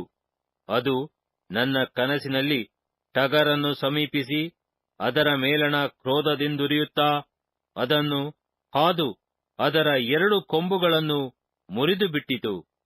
ಅದಕ್ಕೆ ಎದುರು ಬೀಳಲು ಟಗರಿಗೆ ಏನೂ ಶಕ್ತಿ ಇರಲಿಲ್ಲ. ಅದು ಟಗರನ್ನು ನೆಲಕ್ಕೆ ಉರುಳಿಸಿ ತುಳಿದು ಹಾಕಿತು. ಟಗರನ್ನು ಅದರ ಕೈಯಿಂದ ಬಿಡಿಸುವ ಪ್ರಾಣಿ ಯಾವುದೂ ಇರಲಿಲ್ಲ. ಆ ಹೋತವು ತನ್ನನ್ನು ಬಹಳವಾಗಿ ಹೆಚ್ಚಿಸಿಕೊಂಡಿತು. ಆದರೆ ಅದು ಪ್ರಾಬಲ್ಯಕ್ಕೆ ಬಂದಾಗಲೇ ಅದರ ದೊಡ್ಡ ಕೊಂಬು ಮುರಿದು ಹೋಯಿತು. ಅದರ ಸ್ಥಾನದಲ್ಲಿ 4 ಅದ್ಭುತವಾದ ಕೊಂಬುಗಳು ಮೊಳೆತು ಚತುರ್ದಿಕ್ಕುಗಳಿಗೆ ಚಾಚಿಕೊಂಡವು. ಅವುಗಳೊಳಗೆ ಒಂದರಲ್ಲಿ ಒಂದು ಚಿಕ್ಕ ಕೊಂಬು ಮೊಳೆತು ಬಹು ದೊಡ್ಡದಾಗಿ ಬೆಳೆದು ತೆಂಕಲಲ್ಲಿಯೂ ಮೂಡಲಲ್ಲಿಯೂ ಅಂದಚಂದದ ದೇಶದಲ್ಲಿಯೂ ಪ್ರಬಲವಾಯಿತು. ಅದು ನಕ್ಷತ್ರಗಣದ ಮೇಲೆ ಕೈ ಮಾಡುವಷ್ಟು ಹೆಚ್ಚಿ ಆ ಗಣದ ಕೆಲವು ನಕ್ಷತ್ರಗಳನ್ನು ನೆಲಕ್ಕೆ ಕೆಡವಿ ತುಳಿದುಬಿಟ್ಟಿತು. ಇದಲ್ಲದೆ ಆ ಗಣದ ಅಧಿಪತಿಯನ್ನು ಎದುರಿಸುವಷ್ಟು ಉಬ್ಬಿಕೊಂಡು ನಿತ್ಯ ಹೋಮವನ್ನು ಆತನಿಗೆ ಸಲ್ಲದಂತೆ ಮಾಡಿ ಆತನ ಪವಿತ್ರ ಸ್ಥಾನವನ್ನು ಕೆಡವಿ ನಿತ್ಯ ಹೋಮವನ್ನು ಅಡಗಿಸುವುದಕ್ಕೆ ನೀಚತನದಿಂದ ಒಂದು ಸೈನ್ಯವನ್ನಿಳಿಸಿ ಸತ್ಯಧರ್ಮವನ್ನು ನೆಲಕ್ಕೆ ದೊಬ್ಬಿ ತನ್ನ ಇಷ್ಟಾರ್ಥವನ್ನು ನೆರವೇರಿಸಿಕೊಂಡು ವೃದ್ಧಿಗೆ ಬಂತು. ಆಗ ಒಬ್ಬ ದೇವದೂತನು ಮಾತಾಡುವುದನ್ನು ಕೇಳಿದನು. ಮಾತಾಡುವವನನ್ನು ಮತ್ತೊಬ್ಬ ದೇವದೂತನು ಸಂಬೋಧಿಸಿ, ನಿತ್ಯ ಹೋಮವನ್ನು ನಿಲ್ಲಿಸುವುದು ಭಯಂಕರವಾದ ದೇವದ್ರೋಹ ಮಾಡುವುದು, ಪವಿತ್ರಾಲಯವನ್ನು ದೇವಭಕ್ತಗಣವನ್ನು ತುಳಿಯುವುದು ಎಂಬ ಕನಸಿನ ಕಾರ್ಯಗಳು ಎಷ್ಟು ಕಾಲ ನಡೆಯುವವು ಎಂದು ಪ್ರಶ್ನೆ ಮಾಡಲು, ಅವನು ಇವನಿಗೆ, ಉದಯಾಸ್ತಮಾನಗಳ 2300 ನಡೆಯುವವು. ಅನಂತರ ಪವಿತ್ರಾಲಯಕ್ಕೆ ಪುನಃ ನ್ಯಾಯಸ್ಥಾಪನೆಯಾಗುವುದು ಎಂದು ಹೇಳಿದನು. ದಾನಿಯೇಲನಾದ ನಾನು ಕನಸನ್ನು ಕಂಡು ಅದನ್ನು ಗ್ರಹಿಸಲು ಪ್ರಯತ್ನಿಸುತ್ತಿರುವಾಗ, ಇಗೋ, ಮನುಷ್ಯ ಸದೃಶನೊಬ್ಬನು ನನ್ನೆದುರಿಗೆ ನಿಂತಿದ್ದನು. ಆಗ ಗಬ್ರಿಯೇಲನೇ, ಕನಸಿನ ಅರ್ಥವನ್ನು ಇವನಿಗೆ ತಿಳಿಯಪಡಿಸು ಎಂದು ಮನುಷ್ಯಧ್ವನಿಯಂಥ ಒಂದು ವಾಣಿಯು ಊಲಾ ಕಾಲುವೆಯ ದಡಗಳ ನಡುವೆ ನನಗೆ ಕೇಳಿಸಿತು. ಅದರಂತೆ ಅವನು ನನ್ನ ಬಳಿಗೆ ಬಂದನು. ಅವನು ಬರಲು ನಾನು ಭಯಭ್ರಾಂತನಾಗಿ ಅಡ್ಡಬಿದ್ದೆನು. ನನಗೆ ಅವನು, ನರಪುತ್ರನೇ, ಇದು ಮಂದಟ್ಟಾಗಿರಲಿ, ಇದು ಅಂತ್ಯಕಾಲದಲ್ಲಿ ನೆರವೇರುವ ಕನಸು ಎಂದು ಹೇಳಿದನು. ಅವನು ನನ್ನೊಡನೆ ಮಾತಾಡುತ್ತಿರುವಲ್ಲಿ ನಾನು ಮೈಮರೆತು ಅಡಿಮೊಗವಾಗಿ ಬಿದ್ದಿದ್ದೆನು. ಆಗ ಅವನು ನನ್ನನ್ನು ಮುಟ್ಟಿ ನಿಲ್ಲಿಸಿ ನನಗೆ, ಇಗೋ, ದೇವರು ತನ್ನ ಕೋಪವನ್ನು ತೀರಿಸುವ ಮುಂದಿನ ಕಾಲದಲ್ಲಿ ನಡೆಯತಕ್ಕದ್ದನ್ನು ನಿನಗೆ ತಿಳಿಸುವೆನು. ಅದು ಕ್ಲುಪ್ತವಾದ ಅಂತ್ಯಕಾಲದ್ದೇ. ನೀನು ನೋಡಿದ 2 ಕೊಂಬಿನ ಟಗರು ಮೇದ್ಯೆಯ ಮತ್ತು ಪಾರಸಿಯ ರಾಜ್ಯ. ಆ ಹೋತವು ಗ್ರೀಕ್ ರಾಜ್ಯ. ಅದರ ಕಣ್ಣುಗಳ ನಡುವಣ ದೊಡ್ಡ ಕೊಂಬು ಆ ರಾಜ್ಯದ ಮೊದಲನೆಯ ರಾಜ. ಆ ಕೊಂಬು ಮುರಿದ ಮೇಲೆ ಅದರ ಸ್ಥಾನದಲ್ಲಿ 4 ಕೊಂಬುಗಳು ಎದ್ದ ವಿಷಯವೇನೆಂದರೆ, ಆ ಜನಾಂಗದೊಳಗಿಂದ 4 ರಾಜ್ಯಗಳು ಏಳುವವು. ಆದರೆ ಮೊದಲನೆಯ ರಾಜನಿಗೆ ಇದ್ದಷ್ಟು ಶಕ್ತಿಯು ಅವುಗಳಿಗೆ ಇರುವುದಿಲ್ಲ. ಆ ರಾಜ್ಯಗಳ ಕಡೆಯ ಕಾಲದಲ್ಲಿ ಅಧರ್ಮಿಗಳ ಅಧರ್ಮವು ಪೂರ್ತಿಯಾದಾಗ ಕಠಿಣಮುಖನೂ ದ್ವಂದ್ವಾರ್ಥ ವಚನ ನಿಪುಣನೂ ಆದ ಒಬ್ಬ ರಾಜನು ತಲೆದೋರುವನು. ಅವನು ಪ್ರಬಲನಾಗುವನು, ಆದರೆ ಬಲದಿಂದಲ್ಲ, ಅತ್ಯಧಿಕವಾಗಿ ಹಾಳು ಮಾಡಿ ವೃದ್ಧಿಗೆ ಬಂದು ಇಷ್ಟಾರ್ಥವನ್ನು ತೀರಿಸಿಕೊಳ್ಳುವನು. ಬಲಿಷ್ಠರನ್ನೂ ದೇವರ ಜನರನ್ನೂ ಧ್ವಂಸ ಮಾಡುವನು. ಯುಕ್ತಿಯಿಂದಲೇ ತನ್ನ ಮೋಸವನ್ನು ಸಿದ್ಧಿಗೆ ತಂದು ಮನದಲ್ಲಿ ಉಬ್ಬಿಕೊಂಡು ನೆಮ್ಮದಿಯಾಗಿರುವ ಬಹು ಜನರನ್ನು ನಾಶಪಡಿಸಿ ಪ್ರಭುಗಳ ಪ್ರಭುವಿಗೂ ವಿರುದ್ಧವಾಗಿ ಏಳುವನು. ಆಹಾ, ಯಾರ ಕೈಯೂ ಸೋಕದೆ ಹಾಳಾಗುವನು. ಕನಸಿನಲ್ಲಿ ತಿಳಿಸಲ್ಪಟ್ಟ ಉದಯಾಸ್ತಮಾನಗಳ ವಿಷಯವು ನಿಜವೇ ಸರಿ. ಆದರೆ ಆ ಕನಸು ಗುಟ್ಟಾಗಿರಲಿ, ಅದು ಬಹು ದೂರದ ಕಾಲದ್ದು ಎಂದು ಹೇಳಿದನು. ಆಗ ದಾನಿಯೇಲನಾದ ನಾನು ಬೆಂಡಾಗಿ ಕೆಲವು ದಿವಸ ಕಾಯಿಲೆ ಬಿದ್ದೆನು. ಆಮೇಲೆ ಎದ್ದು ರಾಜಕಾರ್ಯವನ್ನು ನಡೆಸಿದೆನು. ಆ ಕನಸಿಗೆ ಬೆಚ್ಚಿ ಬೆರಗಾದೆನು. ಅದು ಯಾರಿಗೂ ತಿಳಿಯಲಿಲ್ಲ. ಅಧ್ಯಾಯ 9. ದಾನಿಯೇಲನ ದೇವಪ್ರಾರ್ಥನೆ. ಅವನಿಗೆ ಬಂದ ಉತ್ತರ. ಅಹಷ್ವೇರೋಷನ ಮಗನೂ ಮೇದ್ಯೆಯ ವಂಶದವನೂ ಕಸ್ದೀಯ ರಾಜ್ಯದ ದೊರೆತನವನ್ನು ಹೊಂದಿದವನೂ ಆದ ದಾರ್ಯಾವೆಷನ ಆಳಿಕೆಯ ಮೊದಲನೆಯ ವರುಷದಲ್ಲಿ ದಾನಿಯೇಲನಾದ ನಾನು ಶಾಸ್ತ್ರಗಳನ್ನು ಪರೀಕ್ಷಿಸಿ ಯೆಹೋವನು ಪ್ರವಾದಿಯಾದ ಯೆರೆಮೀಯನಿಗೆ ದಯಪಾಲಿಸಿದ ವಾಕ್ಯಾನುಸಾರ ಯೆರೂಸಲೇಮು ಹಾಳು ಬಿದ್ದಿರಬೇಕಾದ ಪೂರ್ಣಕಾಲದ ವರುಷಗಳ ಸಂಖ್ಯೆ 70 ಎಂದು ತಿಳಿದು ಉಪವಾಸವಿದ್ದು ಗೋಣಿತಟ್ಟು ಸುತ್ತಿಕೊಂಡು ಬೂದಿ ಬಳಿದುಕೊಂಡು ಕರ್ತನಾದ ದೇವರ ಕಡೆಗೆ ಮುಖವೆತ್ತಿ ಪ್ರಾರ್ಥನೆ ವಿಜ್ಞಾಪನೆಗಳಲ್ಲಿ ನಿರತನಾದೆನು. ನನ್ನ ದೇವರಾದ ಯೆಹೋವನಿಗೆ ಹೀಗೆ ಪಾಪವನ್ನರಿಕೆ ಮಾಡಿ ಬಿನ್ನವಿಸಿದೆನು. ಓ ಕರ್ತನೇ, ಮಹೋನ್ನತನೂ ಭಯಂಕರನೂ ಆದ ದೇವರೇ, ನಿನ್ನನ್ನು ಪ್ರೀತಿಸಿ ನಿನ್ನ ಆಜ್ಞೆಗಳನ್ನು ಅನುಸರಿಸುವವರಿಗೆ ಮಾಡಿದ ಕೃಪಾವಾಗ್ದಾನಗಳನ್ನು ನೆರವೇರಿಸುವವನೇ, ನಾವು ಮಹಾಪರಾಧಗಳನ್ನು ಮಾಡಿ ಕೆಟ್ಟವರಾಗಿ ನಡೆದು ನಿನಗೆ ತಿರುಗಿ ಬಿದ್ದು ನಿನ್ನ ಆಜ್ಞಾವಿಧಿಗಳನ್ನು ತೊರೆದು ನಮ್ಮ ಅರಸರು, ಪ್ರಧಾನರು, ಹಿರಿಯರು, ಸಾಮಾನ್ಯ ಜನರು ಇವರಿಗೆಲ್ಲ ನಿನ್ನ ಹೆಸರಿನ ಮೇಲೆ ನುಡಿದ ನಿನ್ನ ಸೇವಕರಾದ ಪ್ರವಾದಿಗಳ ಕಡೆಗೆ ಕಿವಿಗೊಡಲೇ ಇಲ್ಲ.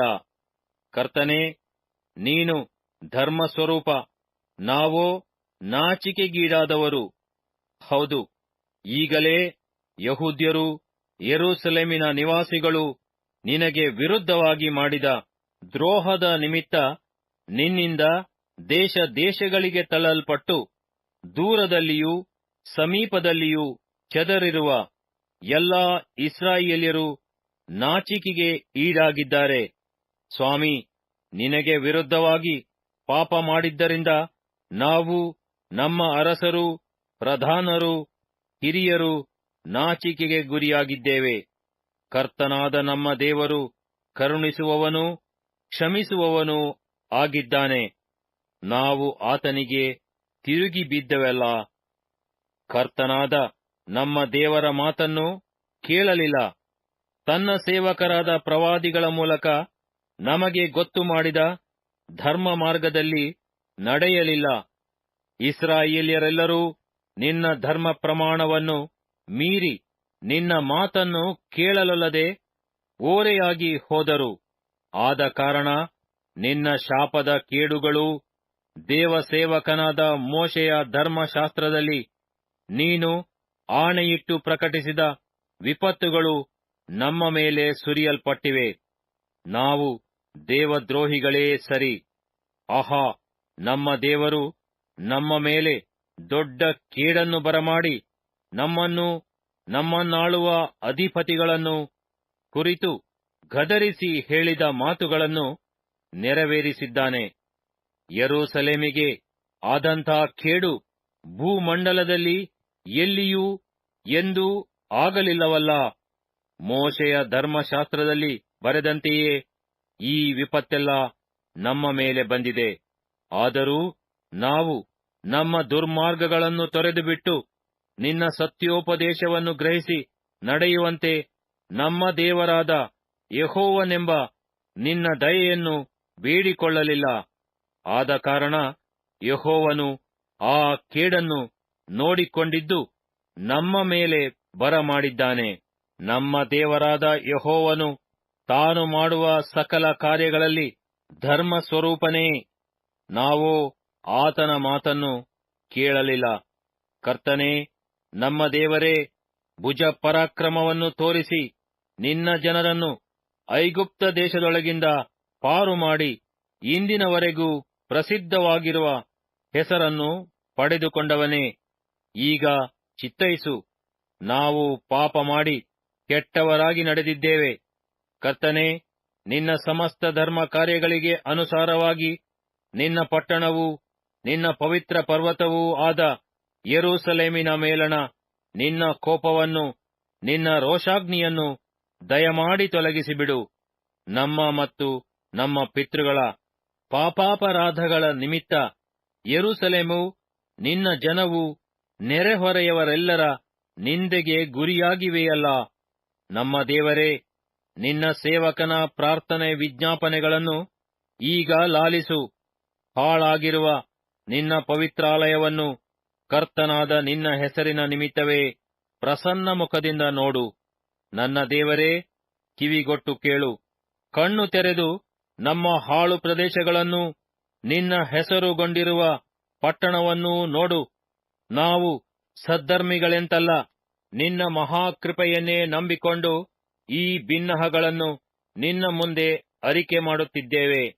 ಸ್ವಾಮಿ, ಕೇಳು. ಸ್ವಾಮಿ, ಕ್ಷಮಿಸು. ಸ್ವಾಮಿ, ಲಾಲಿಸು. ಕಾರ್ಯವನ್ನು ಸಾಧಿಸು. ತಡ ಮಾಡಬೇಡ. ನನ್ನ ದೇವರೇ, ನಿನ್ನ ಜನವೂ ಪಟ್ಟಣವೂ ನಿನ್ನ ಹೆಸರಿನವುಗಳಾದ ಕಾರಣ ನಿನ್ನ ಹೆಸರನ್ನು ಕಾಪಾಡಿಕೋ. ನಾನು ಬಾಯಿ ಬಿಟ್ಟು ಬೇಡಿಕೊಂಡು ನನ್ನ ಮತ್ತು ನನ್ನ ಜನರಾದ ಇಸ್ರಾಯೇಲ್ಯರ ಪಾಪವನ್ನು ಅರಿಕೆ ಮಾಡುತ್ತಾ, ನನ್ನ ದೇವರ ಪವಿತ್ರ ಪರ್ವತದ ವಿಷಯವಾಗಿ ನನ್ನ ದೇವರಾದ ಯೆಹೋವನಿಗೆ ಬಿನ್ನವಿಸಿ ಪ್ರಾರ್ಥಿಸುತ್ತಿರುವಾಗಲೇ, ಮೊದಲು ನನ್ನ ಕನಸಿನಲ್ಲಿ ಕಂಡ ಗಬ್ರಿಯೇಲನೆಂಬ ಪುರುಷನು ಅಸುರುಸುರಾಗಿ ಹಾರಿ ಬಂದು ಸಂಧ್ಯಾ ನೈವೇದ್ಯ ಸಮಯದಲ್ಲಿ ನನ್ನನ್ನು ಸೇರಿ ನನ್ನೊಂದಿಗೆ ಹೀಗೆ ಮಾತಾಡಿ ಉಪದೇಶಿಸಿದನು. ದಾನಿಯೇಲನೇ, ನಿನಗೆ ಜ್ಞಾನ ಬೋಧೆ ಮಾಡುವುದಕ್ಕೆ ಈಗ ಬಂದೆನು. ನಿನ್ನ ವಿಜ್ಞಾಪನೆಯ ಆರಂಭದಲ್ಲಿಯೇ ದೇವರ ಅಪ್ಪಣೆಯಾಯಿತು. ಅದನ್ನು ನಿನಗೆ ತಿಳಿಸಲು ಇಲ್ಲಿಗೆ ಬಂದಿದ್ದೇನೆ. ನೀನು ದೇವರಿಗೆ ಅತಿ ಪ್ರಿಯ. ಈ ದೈವೋಕ್ತಿಯನ್ನು ಯೋಚಿಸು. ಈ ದರ್ಶನವನ್ನು ಗ್ರಹಿಸಿಕೋ. ಅಧರ್ಮವನ್ನು ಕೊನೆಗಾಣಿಸುವುದು, ಪಾಪಗಳನ್ನು ತೀರಿಸುವುದು, ಅಪರಾಧವನ್ನು ನಿವಾರಿಸುವುದು, ಸನಾತನ ಧರ್ಮವನ್ನು ಸ್ಥಾಪಿಸುವುದು, ಕನಸನ್ನು, ಪ್ರವಾದಿಯ ನುಡಿಯನ್ನು ಮುದ್ರೆ ಹಾಕಿ ಯಥಾರ್ಥ ಮಾಡುವುದು, ಅತಿ ಪರಿಶುದ್ಧವಾದದ್ದನ್ನು ಅಭಿಷೇಕಿಸುವುದು, ಇವೆಲ್ಲಾ ನೆರವೇರುವುದಕ್ಕೆ ಮೊದಲು ನಿನ್ನ ಜನಕ್ಕೂ ನಿನ್ನ ಪರಿಶುದ್ಧ ಪುರಕ್ಕೂ 70 ವಾರಗಳು ಕಳೆಯಬೇಕು ಎಂದು ನಿಷ್ಕರ್ಷೆಯಾಗಿದೆ. ಇದನ್ನು ತಿಳಿದು ಮಂದಟ್ಟು ಮಾಡಿಕೋ. ಯೆರೂಸಲೇಮು ಜೀರ್ಣೋದ್ಧಾರವಾಗಿ ಕಟ್ಟಲ್ಪಡಲಿ ಎಂಬ ದೈವೋಕ್ತಿಯು ಹೊರಡುವಂದಿನಿಂದ ಅಭಿಷಿಕ್ತನಾದ ಪ್ರಭುವು ಬರುವುದರೊಳಗೆ 7 ವಾರಗಳು ಕಳೆಯಬೇಕು. ಅದು ಪುನಃ ಕಟ್ಟಲ್ಪಟ್ಟು 62 ವಾರ ಇರುವುದು. ಅದಕ್ಕೆ ಚೌಕವೂ ಕಂದಕವೂ ಇರುವವು. ಆ ಕಾಲವು ಬಹು ಕಷ್ಟಕಾಲ. 62 ವಾರಗಳಾದ ಮೇಲೆ ಅಭಿಷಿಕ್ತನೊಬ್ಬನು ಛೇದಿಸಲ್ಪಡುವನು. ಅವನಿಗೆ ಏನೂ ಇರದು. ನುಗ್ಗುವ ಪ್ರಭುವಿನ ಜನರು ಪಟ್ಟಣವನ್ನೂ ಪವಿತ್ರಾಲಯವನ್ನೂ ಹಾಳು ಮಾಡುವರು. ತುಂಬಿ ತುಳುಕುವ ಪ್ರಳಯವು ಪಟ್ಟಣವನ್ನು ಕೊನೆಗಾಣಿಸುವುದು.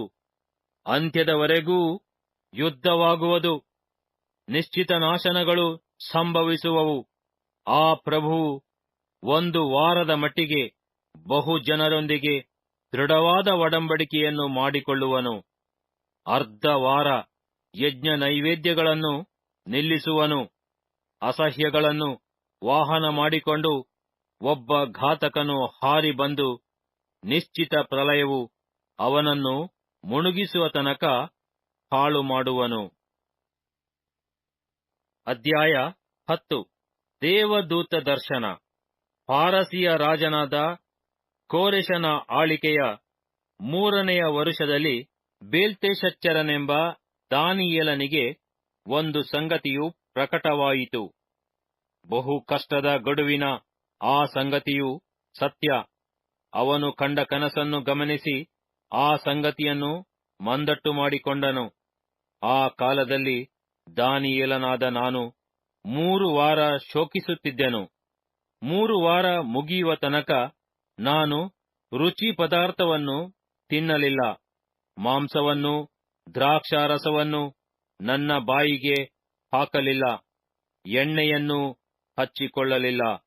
ಮೊದಲನೆಯ ತಿಂಗಳಿನ 24ನೆಯ ದಿನದಲ್ಲಿ ನಾನು ಹಿದ್ದೆಕೆಲೆಂಬ ಮಹಾನದಿಯ ದಡದ ಮೇಲೆ ಇದ್ದು ಕಣ್ಣೆತ್ತಿ ನೋಡಲು, ಇಗೋ, ನಾರಿನ ಬಟ್ಟೆಯನ್ನು ಹೊದ್ದುಕೊಂಡು ಊಫಜಿನ ಅಪರಂಜಿಯ ಪಟ್ಟಿಯನ್ನು ಸೊಂಟಕ್ಕೆ ಬಿಗಿದುಕೊಂಡ ಒಬ್ಬ ಪುರುಷನು ನನಗೆ ಕಾಣಿಸಿದನು. ಅವನ ಶರೀರವು ಪೀತರತ್ನದ ಹಾಗೆ ಕಂಗೊಳಿಸಿತು. ಅವನ ಮುಖವು ಮಿಂಚಿನಂತೆ ಹೊಳೆಯಿತು. ಅವನ ಕಣ್ಣುಗಳು ಉರಿಯುವ ಪಂಜುಗಳೋಪಾದಿಯಲ್ಲಿ ನಿಗಿನಿಗಿಸಿದವು. ಅವನ ಕೈಕಾಲುಗಳು ಬೆಳಗಿದ ತಾಮ್ರದ ಹಾಗೆ ಥಳಥಳಿಸಿದವು. ಅವನ ಮಾತಿನ ಶಬ್ದವು ಸಂದಣಿಯ ಕೋಲಾಹಲದಂತೆ ಕೇಳಿಸಿತು. ದಾನಿಯೇಲನಾದ ನಾನೊಬ್ಬನೇ ಆ ದರ್ಶನವನ್ನು ಕಂಡೆನು. ನನ್ನೊಂದಿಗಿದ್ದವರು ಅದನ್ನು ಕಾಣಲಿಲ್ಲ. ದೊಡ್ಡ ನಡುಕವು ಅವರನ್ನು ಹಿಡಿಯಿತು. ಓಡಿ ಹೋಗಿ ಅವಿತುಕೊಂಡರು. ನಾನು ಏಕಾಕಿಯಾಗಿ ಉಳಿದು ಆ ಅದ್ಭುತ ದರ್ಶನವನ್ನು ಕಂಡು ಶಕ್ತಿಯನ್ನೆಲ್ಲ ಕಳಕೊಂಡೆನು. ನನ್ನ ಗಾಂಭೀರ್ಯವು ಹಾಳಾಯಿತು. ನಿತ್ರಾಣನಾದೆನು. ಆದರೂ ಅವನು ಮಾತಾಡುವ ಸದ್ದನ್ನು ಕೇಳಿದೆನು. ಅವನ ಮಾತಿನ ಶಬ್ದವು ನನ್ನ ಕಿವಿಗೆ ಬಿದ್ದಾಗ ನಾನು ಮೈಮರೆತು ಅಡಿಮೊಗವಾಗಿ ಅಡ್ಡಬಿದ್ದೆನು. ಆಹಾ, ನನಗೆ ಹಸ್ತಸ್ಪರ್ಶವಾಯಿತು. ನಾನು ಗಡಗಡನೆ ನಡುಗುತ್ತಾ ಮೊಣಕಾಲೂರಿ ಅಂಗೈಗಳ ಮೇಲೆ ನಿಲ್ಲುವಂತೆ ಮಾಡಿತು. ಆಗ ಅವನು ನನಗೆ, ದಾನಿಯೇಲನೇ, ಅತಿ ಪ್ರಿಯನೇ, ನಾನು ನುಡಿಯುವ ಮಾತುಗಳನ್ನು ಗ್ರಹಿಸು. ನಿಂತುಕೋ, ಈಗ ನಿನ್ನ ಬಳಿಗೆ ಕಳುಹಿಸಲ್ಪಟ್ಟಿದ್ದೇನೆ ಎಂದು ಹೇಳಿದನು. ಹೇಳಿದ ಕೂಡಲೇ ನಾನು ನಡುಗುತ್ತಾ ನಿಂತುಕೊಂಡೆನು. ಆಮೇಲೆ ಅವನು ನನಗೆ, ದಾನಿಯೇಲನೇ, ಭಯಪಡಬೇಡ. ನೀನು ದೈವ ಸಂಕಲ್ಪವನ್ನು ವಿಮರ್ಶಿಸುವುದಕ್ಕೂ ನಿನ್ನನ್ನು ನಿನ್ನ ದೇವರ ಮುಂದೆ ತಗ್ಗಿಸಿಕೊಳ್ಳುವುದಕ್ಕೂ ಮನಸ್ಸಿಟ್ಟ ಮೊದಲನೆಯ ದಿನದಲ್ಲಿಯೇ ನಿನ್ನ ವಿಜ್ಞಾಪನೆಯು ದೇವರಿಗೆ ಮುಟ್ಟಿತು. ಆ ವಿಜ್ಞಾಪನೆಯ ನಿಮಿತ್ತವೇ ನಾನು ಬಂದೆನು. ಪಾರಸಿಯ ರಾಜ್ಯದ ದಿವ್ಯ ಪಾಲಕನು 21 ದಿವಸ ನನ್ನನ್ನು ತಡೆಯಲು, ಇಗೋ, ಪ್ರಧಾನ ದಿವ್ಯ ಪಾಲಕರಲ್ಲೊಬ್ಬನಾದ ಮಿಕಾಯೇಲನು ನನ್ನ ಸಹಾಯಕ್ಕೆ ಬಂದನು. ಅಲ್ಲಿ ಪಾರಸಿಯ ರಾಜನ ಸಂಗಡ ಹೋರಾಡಿ ಉಳಿದುಕೊಂಡು ಅಂತ್ಯಕಾಲದಲ್ಲಿ ನಿನ್ನ ಜನರಿಗಾಗುವ ಗತಿಯನ್ನು ನಿನಗೆ ತಿಳಿಸುವುದಕ್ಕೋಸ್ಕರ ಬಂದೆನು.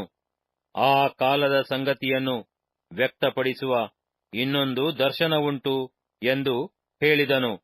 ಅವನು ಈ ಮಾತುಗಳನ್ನು ನನಗೆ ಹೇಳಿದ ಕೂಡಲೇ ನಾನು ಮುಖವನ್ನು ತಗ್ಗಿಸಿಕೊಂಡು ಬಾಯಿ ಬಿಡಲಾರದೆ ಹೋದೆನು. ಇಗೋ, ನರರೂಪ ಸದೃಶನೊಬ್ಬನು ನನ್ನ ತುಟಿಗಳನ್ನು ಮುಟ್ಟಲು ನಾನು ಬಾಯಿ ಬಿಟ್ಟು ನನ್ನ ಮುಂದೆ ನಿಂತಿರುವವನಿಗೆ, ಎನ್ನೊಡೆಯನೇ, ಈ ದರ್ಶನದಿಂದ ವೇದನೆಗಳು ನನ್ನನ್ನು ಆಕ್ರಮಿಸಿವೆ. ನಿತ್ರಾಣನಾಗಿದ್ದೇನೆ. ಎನ್ನೊಡೆಯನ ಸೇವಕನಾದ ನನ್ನಂಥವನು ಎನ್ನೊಡೆಯನಾದ ನಿನ್ನಂಥವನ ಸಂಗಡ ಹೇಗೆ ಮಾತಾಡಬಹುದು? ಈಗಿನಿಂದ ಶಕ್ತಿಯನ್ನೆಲ್ಲ ಕಳಕೊಂಡವನಾಗಿದ್ದೇನೆ. ನನ್ನಲ್ಲಿ ಉಸುರೇ ಇಲ್ಲ ಎಂದು ಹೇಳಿದನು. ಮನುಷ್ಯ ಸದೃಶನು ಪುನಃ ನನ್ನನ್ನು ಮುಟ್ಟಿ ಬಲಪಡಿಸಿದನು. ಆಮೇಲೆ ಆ ಪುರುಷನು ನನಗೆ, ಅತಿ ಪ್ರಿಯನೇ, ಭಯಪಡಬೇಡ, ನಿನಗೆ ಸಮಾಧಾನವಿರಲಿ, ಬಲಗೊಳ್ಳು, ಬಲಗೊಳ್ಳು ಎಂದು ಹೇಳಿದನು. ಅವನು ಆ ಮಾತನ್ನು ಹೇಳಿದ ಕೂಡಲೇ ನಾನು ಬಲಗೊಂಡು, ಎನ್ನೊಡೆಯನೇ, ಮಾತಾಡು, ನನ್ನನ್ನು ಬಲಗೊಳಿಸಿದ್ದಿ ಎಂದರಿಕೆ ಮಾಡಲು ಅವನು ನನಗೆ ಹೀಗೆ ಹೇಳಿದನು, ನಾನು ನಿನ್ನ ಬಳಿಗೆ ಏಕೆ ಬಂದೆನೆಂಬುದು ನಿನಗೆ ಗೊತ್ತಿಲ್ಲವೇ? ಈಗ ನಾನು ಪಾರಸಿಯ ರಾಜ್ಯದ ದಿವ್ಯ ಪಾಲಕನೊಂದಿಗೆ ಹೋರಾಡಲು ಹಿಂದಿರುಗಬೇಕು.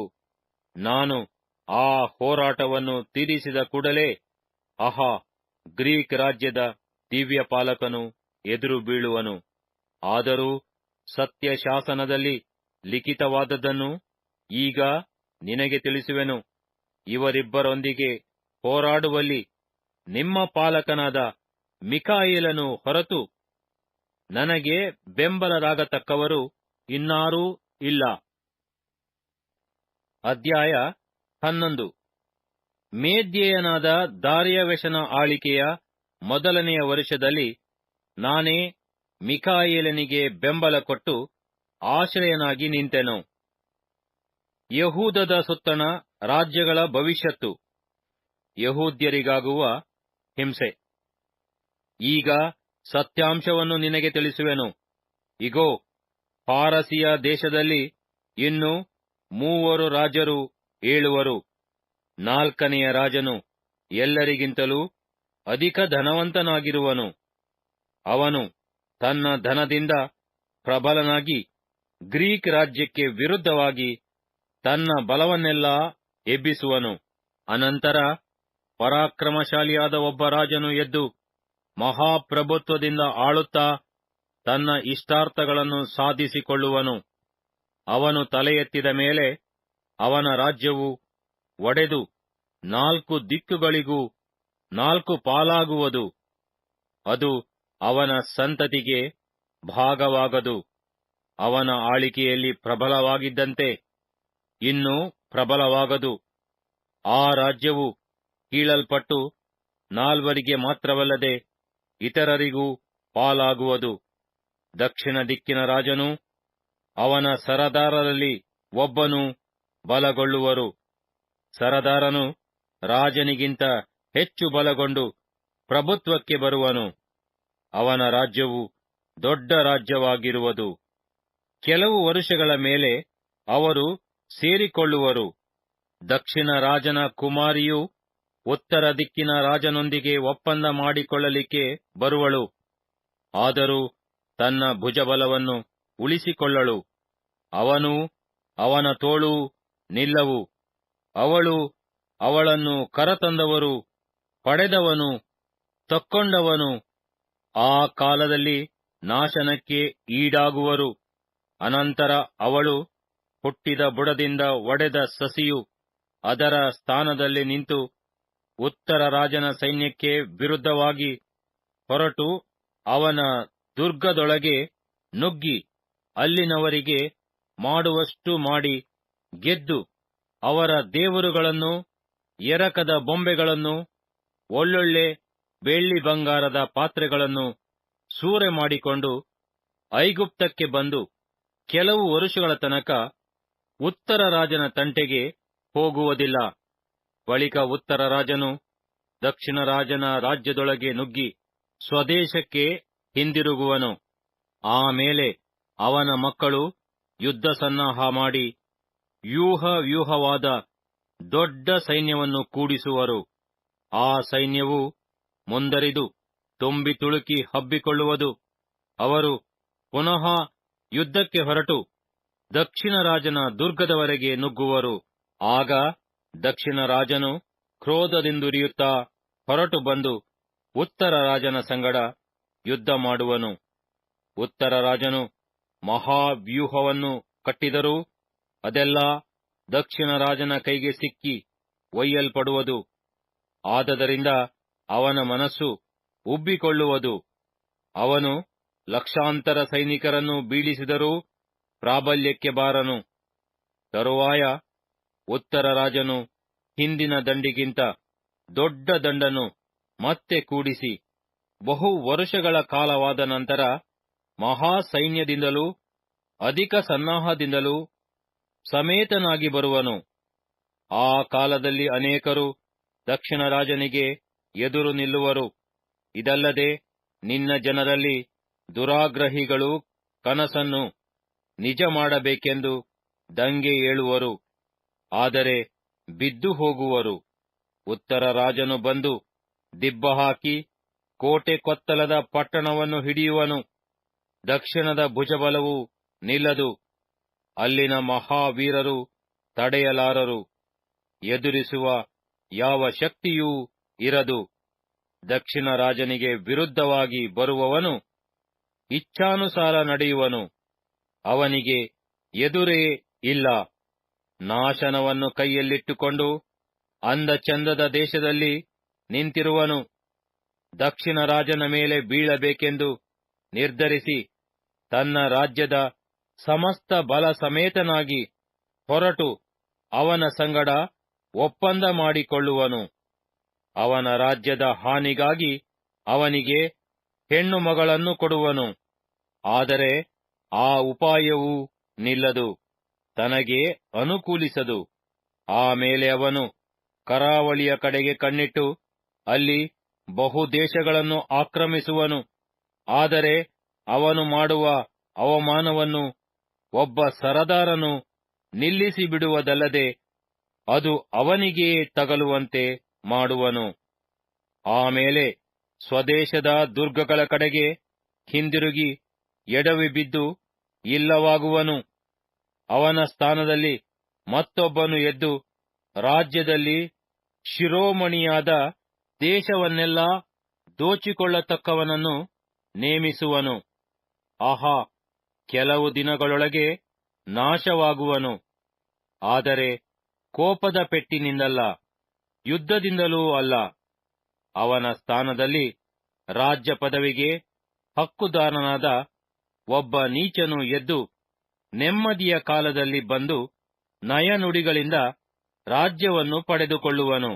ತುಂಬಿ ತುಳುಕುವ ವ್ಯೂಹಗಳು ದೇವರ ನಿಬಂಧನಾಧಿಪತಿಯೂ ಅವನ ರಭಸಕ್ಕೆ ಸಿಕ್ಕಿ ಹೊಡೆದುಕೊಂಡು ಹೋಗಿ ಭಂಗವಾಗುವರು. ಅವನ ಸಂಗಡ ಒಪ್ಪಂದ ಮಾಡಿಕೊಂಡವನಿಗೆ ಕೂಡಲೇ ಮೋಸ ಮಾಡುವನು. ಕೊಂಚ ಜನರ ಸಹಾಯದಿಂದ ಏಳಿಗೆಯಾಗಿ ಬಲಗೊಳ್ಳುವನು. ನೆಮ್ಮದಿಯ ಕಾಲದಲ್ಲಿ ಸಂಸ್ಥಾನದ ಫಲವತ್ತಾದ ಪ್ರದೇಶಗಳ ಮೇಲೆ ನುಗ್ಗುವನು. ತಂದೆ ತಾತಂದಿರು ಮಾಡದ ಕಾರ್ಯಗಳನ್ನು ಮಾಡುವನು. ಸೂರೆ ಸುಲಿಗೆ ಕೊಳ್ಳೆ ಹೊಡೆದವುಗಳನ್ನು ತನ್ನವರಿಗೆ ಚೆಲ್ಲಿಬಿಡುವನು. ಕೋಟೆಗಳನ್ನು ಹಿಡಿಯುವ ಕುತಂತ್ರಗಳನ್ನು ಕ್ಲುಪ್ತ ಕಾಲದ ತನಕ ಕಲ್ಪಿಸುತ್ತಿರುವನು. ಅವನು ದೊಡ್ಡ ದಂಡೆತ್ತಿ ದಕ್ಷಿಣದ ರಾಜನಿಗೆ ವಿರುದ್ಧವಾಗಿ ತನ್ನ ರಾಜ್ಯದ ಬಲವನ್ನೆಲ್ಲಾ ಕೂಡಿಸಿ ಧೈರ್ಯ ತಂದುಕೊಳ್ಳಲು ದಕ್ಷಿಣ ರಾಜನು ಅತ್ಯಧಿಕ ಬಲವುಳ್ಳ ಮಹಾಸೈನ್ಯ ಸಮೇತನಾಗಿ ಯುದ್ಧಕ್ಕೆ ಹೊರಡುವನು. ಆದರೆ ನಿಲ್ಲಲಾರನು. ಅವನು ಸೋಲುವ ಹಾಗೆ ಕುಯುಕ್ತಿಗಳನ್ನು ಕಲ್ಪಿಸುವರು. ಅವನ ಮೃಷ್ಟಾನ್ನವನ್ನು ತಿನ್ನುವವರೇ ಅವನನ್ನು ಭಂಗಪಡಿಸುವರು. ಉತ್ತರ ರಾಜನ ಸೈನ್ಯವು ತುಂಬಿ ತುಳುಕುವುದು, ಬಹುಜನರು ಹತರಾಗಿ ಬೀಳುವರು. ಆ ಇಬ್ಬರು ರಾಜರು ಒಬ್ಬರಿಗೊಬ್ಬರು ಕೇಡಿನ ಮನಸ್ಸುಳ್ಳವರಾಗಿ ಸಹಪಂಕ್ತಿಯಲ್ಲಿ ಸುಳ್ಳು ಸುಳ್ಳು ಮಾತಾಡಿಕೊಳ್ಳುವರು. ಆದರೆ ಏನೂ ಸಾಗದು. ಪರಿಣಾಮವು ಕ್ಲುಪ್ತ ಕಾಲದಲ್ಲೇ ತಲೆದೋರುವುದು. ಅನಂತರ ಉತ್ತರ ರಾಜನು ಬಹು ಆಸ್ತಿಯನ್ನು ಕೊಳ್ಳೆ ಹೊಡೆದು ಸ್ವದೇಶಕ್ಕೆ ಹಿಂದಿರುಗುವನು. ಅವನ ಮನಸ್ಸು ಪರಿಶುದ್ಧ ನಿಬಂಧನೆಗೆ ವಿರುದ್ಧವಾಗಿರುವುದು. ಅವನು ಮಾಡುವಷ್ಟು ಮಾಡಿ ಮತ್ತೆ ಸ್ವದೇಶವನ್ನು ಸೇರುವನು. ಕ್ಲುಪ್ತ ಕಾಲದಲ್ಲಿ ಪುನಃ ದಕ್ಷಿಣ ದೇಶದ ಮೇಲೆ ನುಗ್ಗುವನು. ಆದರೆ ಮೊದಲು ಆದಂತೆ ಎರಡನೆಯ ಸಲ ಆಗದು. ಅವನಿಗೆ ವಿರುದ್ಧವಾಗಿ ಕಿತ್ತೀಮಿನ ಹಡಗುಗಳು ಬರಲು ಅವನು ಎದೆಗುಂದಿ ಹಿಂದಿರುಗಿ ಪರಿಶುದ್ಧ ನಿಬಂಧನೆಯ ಮೇಲೆ ಮತ್ಸರಗೊಂಡು ಮಾಡುವಷ್ಟು ಮಾಡುವನು. ಅವನು ಸ್ವದೇಶಕ್ಕೆ ಸೇರಿ ಪರಿಶುದ್ಧ ನಿಬಂಧನೆ ತೊರೆದವರನ್ನು ಕಟಾಕ್ಷಿಸುವನು. ಅವನು ಕೂಡಿಸುವ ಸೈನ್ಯವು ಆಶ್ರಯ ದುರ್ಗವಾದ ಪವಿತ್ರಾಲಯವನ್ನು ಹೊಲೆಗೆಡಿಸಿ ನಿತ್ಯ ಹೋಮವನ್ನು ನೀಗಿಸಿ ಹಾಳು ಮಾಡುವ ಅಸಹ್ಯ ವಸ್ತುವನ್ನು ಪ್ರತಿಷ್ಠಿಸುವುದು. ನಿಬಂಧನ ದ್ರೋಹಿಗಳು ಅವನ ನಯನುಡಿಗಳಿಂದ ಕೆಟ್ಟು ಹೋಗುವರು. ತಮ್ಮ ದೇವರನ್ನು ಅರಿತವರೋ ದೃಢಚಿತ್ತರಾಗಿ ಕೃತಾರ್ಥರಾಗುವರು. ಜನರಲ್ಲಿನ ಜ್ಞಾನಿಗಳು ಅನೇಕರಿಗೆ ವಿವೇಕ ಹೇಳಲಾಗಿ ಅವರು ಬಹುದಿವಸ ಕತ್ತಿ, ಬೆಂಕಿ, ಸೆರೆ, ಸೂರೆಗಳಿಗೆ ಸಿಕ್ಕಿ ಬೀಳುತ್ತಿರುವರು. ಬೀಳುವಾಗ ಅವರಿಗೆ ಸ್ವಲ್ಪ ಸಹಾಯ ದೊರೆಯುವುದು. ಆಮೇಲೆ ಬಹುಮಂದಿ ನಯವಾದ ನುಡಿಗಳನ್ನಾಡುತ್ತಾ ಅವರನ್ನು ಸೇರಿಕೊಳ್ಳುವರು. ಜ್ಞಾನಿಗಳಲ್ಲಿಯೂ ಕೆಲವರು ಅಂತ್ಯಕಾಲದವರೆಗೆ ಬೀಳುತ್ತಿರುವರು. ಆದದರಿಂದ ಜನರು ಶೋಧಿಸಲ್ಪಟ್ಟು ಶುದ್ಧಿ ಹೊಂದಿ ಶುಭ್ರರಾಗುವರು. ಅಂತ್ಯವು ಕ್ಲುಪ್ತ ಕಾಲದಲ್ಲೇ ಆಗುವುದು. ರಾಜನು ಮನಸ್ಸು ಬಂದ ಹಾಗೆ ನಡೆದು ತಾನು ಎಲ್ಲಾ ದೇವರುಗಳಿಗಿಂತ ದೊಡ್ಡವನೆಂದು ತನ್ನನ್ನು ಹೆಚ್ಚಿಸಿಕೊಂಡು ಉಬ್ಬಿ ದೇವಾಧಿದೇವನನ್ನು ಮಿತಿಮೀರಿ ದೂಷಿಸಿ ನಿಮ್ಮ ಮೇಲಿನ ದೇವೋಗ್ರಹವು ತೀರುವ ತನಕ ವೃದ್ಧಿಯಾಗಿರುವನು. ದೈವ ಸಂಕಲ್ಪವು ನೆರವೇರಲೇಬೇಕು. ಅವನು ತನ್ನ ಪಿತೃಗಳ ದೇವರುಗಳನ್ನಾಗಲಿ ಸ್ತ್ರೀಯರು ಮೋಹಿಸುವ ದೇವರನ್ನಾಗಲಿ ಯಾವ ದೇವರನ್ನಾಗಲಿ ಲಕ್ಷಿಸನು. ಎಲ್ಲಾ ದೇವರುಗಳಿಗಿಂತ ತನ್ನನ್ನೇ ಹೆಚ್ಚಿಸಿಕೊಳ್ಳುವನು. ಕುಲದೇವರಿಗೆ ಬದಲಾಗಿ ದುರ್ಗಾಭಿಮಾನಿ ದೇವರನ್ನು ಘನಪಡಿಸುವನು. ಪಿತೃಗಳಿಗೆ ತಿಳಿಯದ ದೇವರನ್ನು ಬೆಳ್ಳಿ ಬಂಗಾರದಿಂದಲೂ ರತ್ನಗಳಿಂದಲೂ ಅಮೂಲ್ಯ ವಸ್ತುಗಳಿಂದಲೂ ಸೇವಿಸುವನು. ಅನ್ಯ ದೇವರ ಸಹಾಯದ ಬಲದಿಂದ ಕೋಟೆಗಳನ್ನು ಆಕ್ರಮಿಸುವನು. ಯಾರನ್ನು ಕಟಾಕ್ಷಿಸುವನೋ ಅವರಿಗೆ ಮಹಿಮೆ ಹೆಚ್ಚುವುದು. ಬಹುಜನರ ಮೇಲೆ ಆಳಿಕೆಯನ್ನು ಕೊಡುವನು. ದೇಶವನ್ನು ಕ್ರಯಕ್ಕೆ ಹಂಚುವನು. ಅಂತ್ಯಕಾಲದಲ್ಲಿ ದಕ್ಷಿಣ ರಾಜನು ಉತ್ತರ ರಾಜನ ಮೇಲೆ ಬೀಳಲು ಅವನು ರಥಾಶ್ವಬಲಗಳಿಂದಲೂ ಬಹು ನಾವೆಗಳಿಂದಲೂ ಕೂಡಿ ದಕ್ಷಿಣದ ರಾಜನ ಮೇಲೆ ರಭಸವಾಗಿ ಬಿದ್ದು ನಾಡು ನಾಡುಗಳಲ್ಲಿ ನುಗ್ಗಿ ತುಂಬಿ ತುಳುಕಿ ಹರಡಿಕೊಳ್ಳುವನು. ಅಂದಚಂದದ ದೇಶಕ್ಕೂ ನುಗ್ಗುವನು. ಅನೇಕ ಸೀಮೆಗಳು ಅವನಿಂದ ಹಾಳಾಗುವವು. ಆದರೆ ಎದೋಮ್ಯರು, ಮೋವಾಬ್ಯರು, ಅಮ್ಮೋನಿನ ಹೆಚ್ಚಿನ ಭಾಗದವರು ಇವರುಗಳು ಅವನ ಕೈಯಿಂದ ತಪ್ಪಿಸಿಕೊಳ್ಳುವರು. ಅವನು ದೇಶಗಳ ಮೇಲೆ ಕೈಮಾಡಲು ಐಗುಪ್ತ ದೇಶವು ತನ್ನನ್ನು ರಕ್ಷಿಸಿಕೊಳ್ಳದು. ಅವನು ಬೆಳ್ಳಿ ಬಂಗಾರಗಳ ನಿಧಿ ನಿಕ್ಷೇಪಗಳನ್ನು ಐಗುಪ್ತದ ಒಳ್ಳೊಳ್ಳೆಯ ಸಮಸ್ತ ವಸ್ತುಗಳನ್ನು ವಶಮಾಡಿಕೊಳ್ಳುವನು. ಲೂಬ್ಯರೂ ಕೂಶ್ಯರೂ ಅವನನ್ನು ಹಿಂಬಾಲಿಸಿ ಹೋಗುವರು. ಹೀಗಿರಲು ಮೂಡಲಿಂದಲೂ ಬಡಗಲಿಂದಲೂ ಬರುವ ಸುದ್ದಿಯು ಅವನನ್ನು ಬಾಧಿಸುವುದು. ಅವನು ಅತಿರೋಷಗೊಂಡು ಬಹುಜನರನ್ನು ಧ್ವಂಸಿಸಿ ನಿರ್ನಾಮ ಮಾಡುವುದಕ್ಕೆ ಹೊರಡುವನು. ಸಮುದ್ರಕ್ಕೂ ಅಂದಚಂದದ ಪರಿಶುದ್ಧ ಪರ್ವತಕ್ಕೂ ನಡುವೆ ಅರಮನೆಯಂಥ ತನ್ನ ಗುಡಾರಗಳನ್ನು ಹಾಕಿಸುವನು. ಆಹಾ, ಅವನು ಕೊನೆಗಾಣುವನು. ಯಾರೂ ಅವನಿಗೆ ಸಹಾಯ ಮಾಡರು. ಅಧ್ಯಾಯ 12. ಯುಗ ಸಮಾಪ್ತಿ. ನಿನ್ನ ಜನರ ಪಕ್ಷವನ್ನು ಹಿಡಿದಿರುವ ಮಹಾಪಾಲಕನಾದ ಮಿಕಾಯೇಲನು ಆ ಕಾಲದಲ್ಲಿ ಏಳುವನು. ಮೊಟ್ಟಮೊದಲು ಜನಾಂಗವು ಉಂಟಾದಂದಿನಿಂದ ಅಂದಿನವರೆಗೆ ಸಂಭವಿಸದಂಥ ಸಂಕಟವು ಸಂಭವಿಸುವುದು. ಆಗ ನಿನ್ನ ಜನರೊಳಗೆ ಯಾರ ಹೆಸರುಗಳು ಜೀವಬಾಧ್ಯರ ಪಟ್ಟಿಯಲ್ಲಿ ಸಿಕ್ಕುವವೋ ಅವರೆಲ್ಲರೂ ರಕ್ಷಿಸಲ್ಪಡುವರು. ಧೂಳಿನ ನೆಲದೊಳಗೆ ದೀರ್ಘ ನಿದ್ರೆ ಮಾಡುವವರಲ್ಲಿ ಅನೇಕರು ಎಚ್ಚೆತ್ತು ಕೆಲವರು ನಿತ್ಯ ಜೀವವನ್ನು, ಕೆಲವರು ನಿಂದನ ನಿತ್ಯ ತಿರಸ್ಕಾರಗಳನ್ನು ಅನುಭವಿಸುವರು.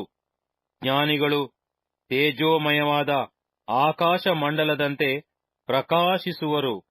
ಬಹುಜನರನ್ನು ಸದ್ಧರ್ಮಿಗಳನ್ನಾಗಿ ಮಾಡುವವರು ಯುಗ ಯುಗಾಂತರಗಳಲ್ಲಿಯೂ ನಕ್ಷತ್ರಗಳ ಹಾಗೆ ಹೊಳೆಯುವರು. ದಾನಿಯೇಲನೇ, ನೀನು ಈ ಮಾತುಗಳನ್ನು ಮುಚ್ಚಿಡು, ಅವುಗಳನ್ನು ಬರೆಯುವ ಗ್ರಂಥಕ್ಕೆ ಮುದ್ರೆ ಹಾಕು. ಅಂತ್ಯಕಾಲದವರೆಗೆ ಮರೆಯಾಗಿರಲಿ. ಬಹುಜನರು ಅತ್ತಿತ್ತ ತಿರುಗುವರು, ತಿಳುವಳಿಕೆಯು ಹೆಚ್ಚುವುದು. ಕೂಡಲೇ ದಾನಿಯೇಲನಾದ ನಾನು ಮತ್ತಿಬ್ಬರನ್ನು ಕಂಡೆನು. ಅವರೊಳಗೆ ಒಬ್ಬನು ನದಿಯ ಈ ದಡದಲ್ಲಿ, ಇನ್ನೊಬ್ಬನು ಆ ದಡದಲ್ಲಿ ನಿಂತಿದ್ದರು. ಇವರಲ್ಲಿ ಒಬ್ಬನು, ಈ ಅಪೂರ್ವ ಕಾರ್ಯಗಳು ಕೊನೆಗಾಣುವುದಕ್ಕೆ ಎಷ್ಟು ಕಾಲ ಹಿಡಿಯುವುದು ಎಂದು ನದಿಯ ನೀರಿನ ಮೇಲೆ ನಾರಿನ ಹೊದಿಕೆಯನ್ನು ಹೊದ್ದು ನಿಂತಿದ್ದ ಪುರುಷನನ್ನು ಕೇಳಲು, ಆ ಪುರುಷನು ಎಡ ಬಲ ಕೈಗಳನ್ನು ಆಕಾಶದ ಕಡೆಗೆ ಎತ್ತಿಕೊಂಡು, ಶಾಶ್ವತ ಜೀವಸ್ವರೂಪನಾಣೆ, ಒಂದು ಕಾಲ, ಎರಡು ಕಾಲ, ಅರ್ಧ ಕಾಲ ಕಳೆಯಬೇಕು. ದೇವರ ಜನರ ಬಲವನ್ನು ಸಂಪೂರ್ಣವಾಗಿ ಮುರಿದು ಬಿಟ್ಟ ಮೇಲೆ ಈ ಕಾರ್ಯಗಳೆಲ್ಲ ಮುಕ್ತಾಯವಾಗುವವು ಎಂಬುದಾಗಿ ನನ್ನ ಕಿವಿಗೆ ಬೀಳುವಂತೆ ಹೇಳಿದನು. ನನಗೆ ಕೇಳಿಸಿದರೂ ಅರ್ಥವಾಗಲಿಲ್ಲ. ಆಗ ನಾನು, ಎನ್ನೊಡೆಯನೇ, ಈ ಕಾರ್ಯಗಳ ಪರಿಣಾಮವೇನು ಎಂದು ಪ್ರಶ್ನೆ ಮಾಡಲು, ಅವನು, ದಾನಿಯೇಲನೇ, ಈ ಮಾತುಗಳು ಅಂತ್ಯಕಾಲದವರೆಗೆ ಮುಚ್ಚಲ್ಪಟ್ಟು ಮುದ್ರಿತವಾಗಿವೆ. ಹೋಗು, ಅನೇಕರು ತಮ್ಮನ್ನು ಶುದ್ಧೀಕರಿಸಿ ಶುಭ್ರ ಮಾಡಿಕೊಂಡು ಶೋಧಿತರಾಗುವರು. ದುಷ್ಟರು ದುಷ್ಟರಾಗಿಯೇ ನಡೆಯುವರು. ಅವರಲ್ಲಿ ಯಾರಿಗೂ ವಿವೇಕವಿರದು. ಜ್ಞಾನಿಗಳಿಗೆ ವಿವೇಕವಿರುವುದು.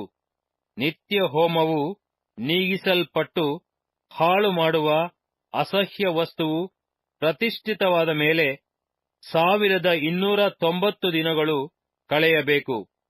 ಕಾದುಕೊಂಡು 1335 ದಿನಗಳ ಕೊನೆಯ ಮಟ್ಟಿಗೆ ತಾಳಿರುವವನು ಧನ್ಯನು.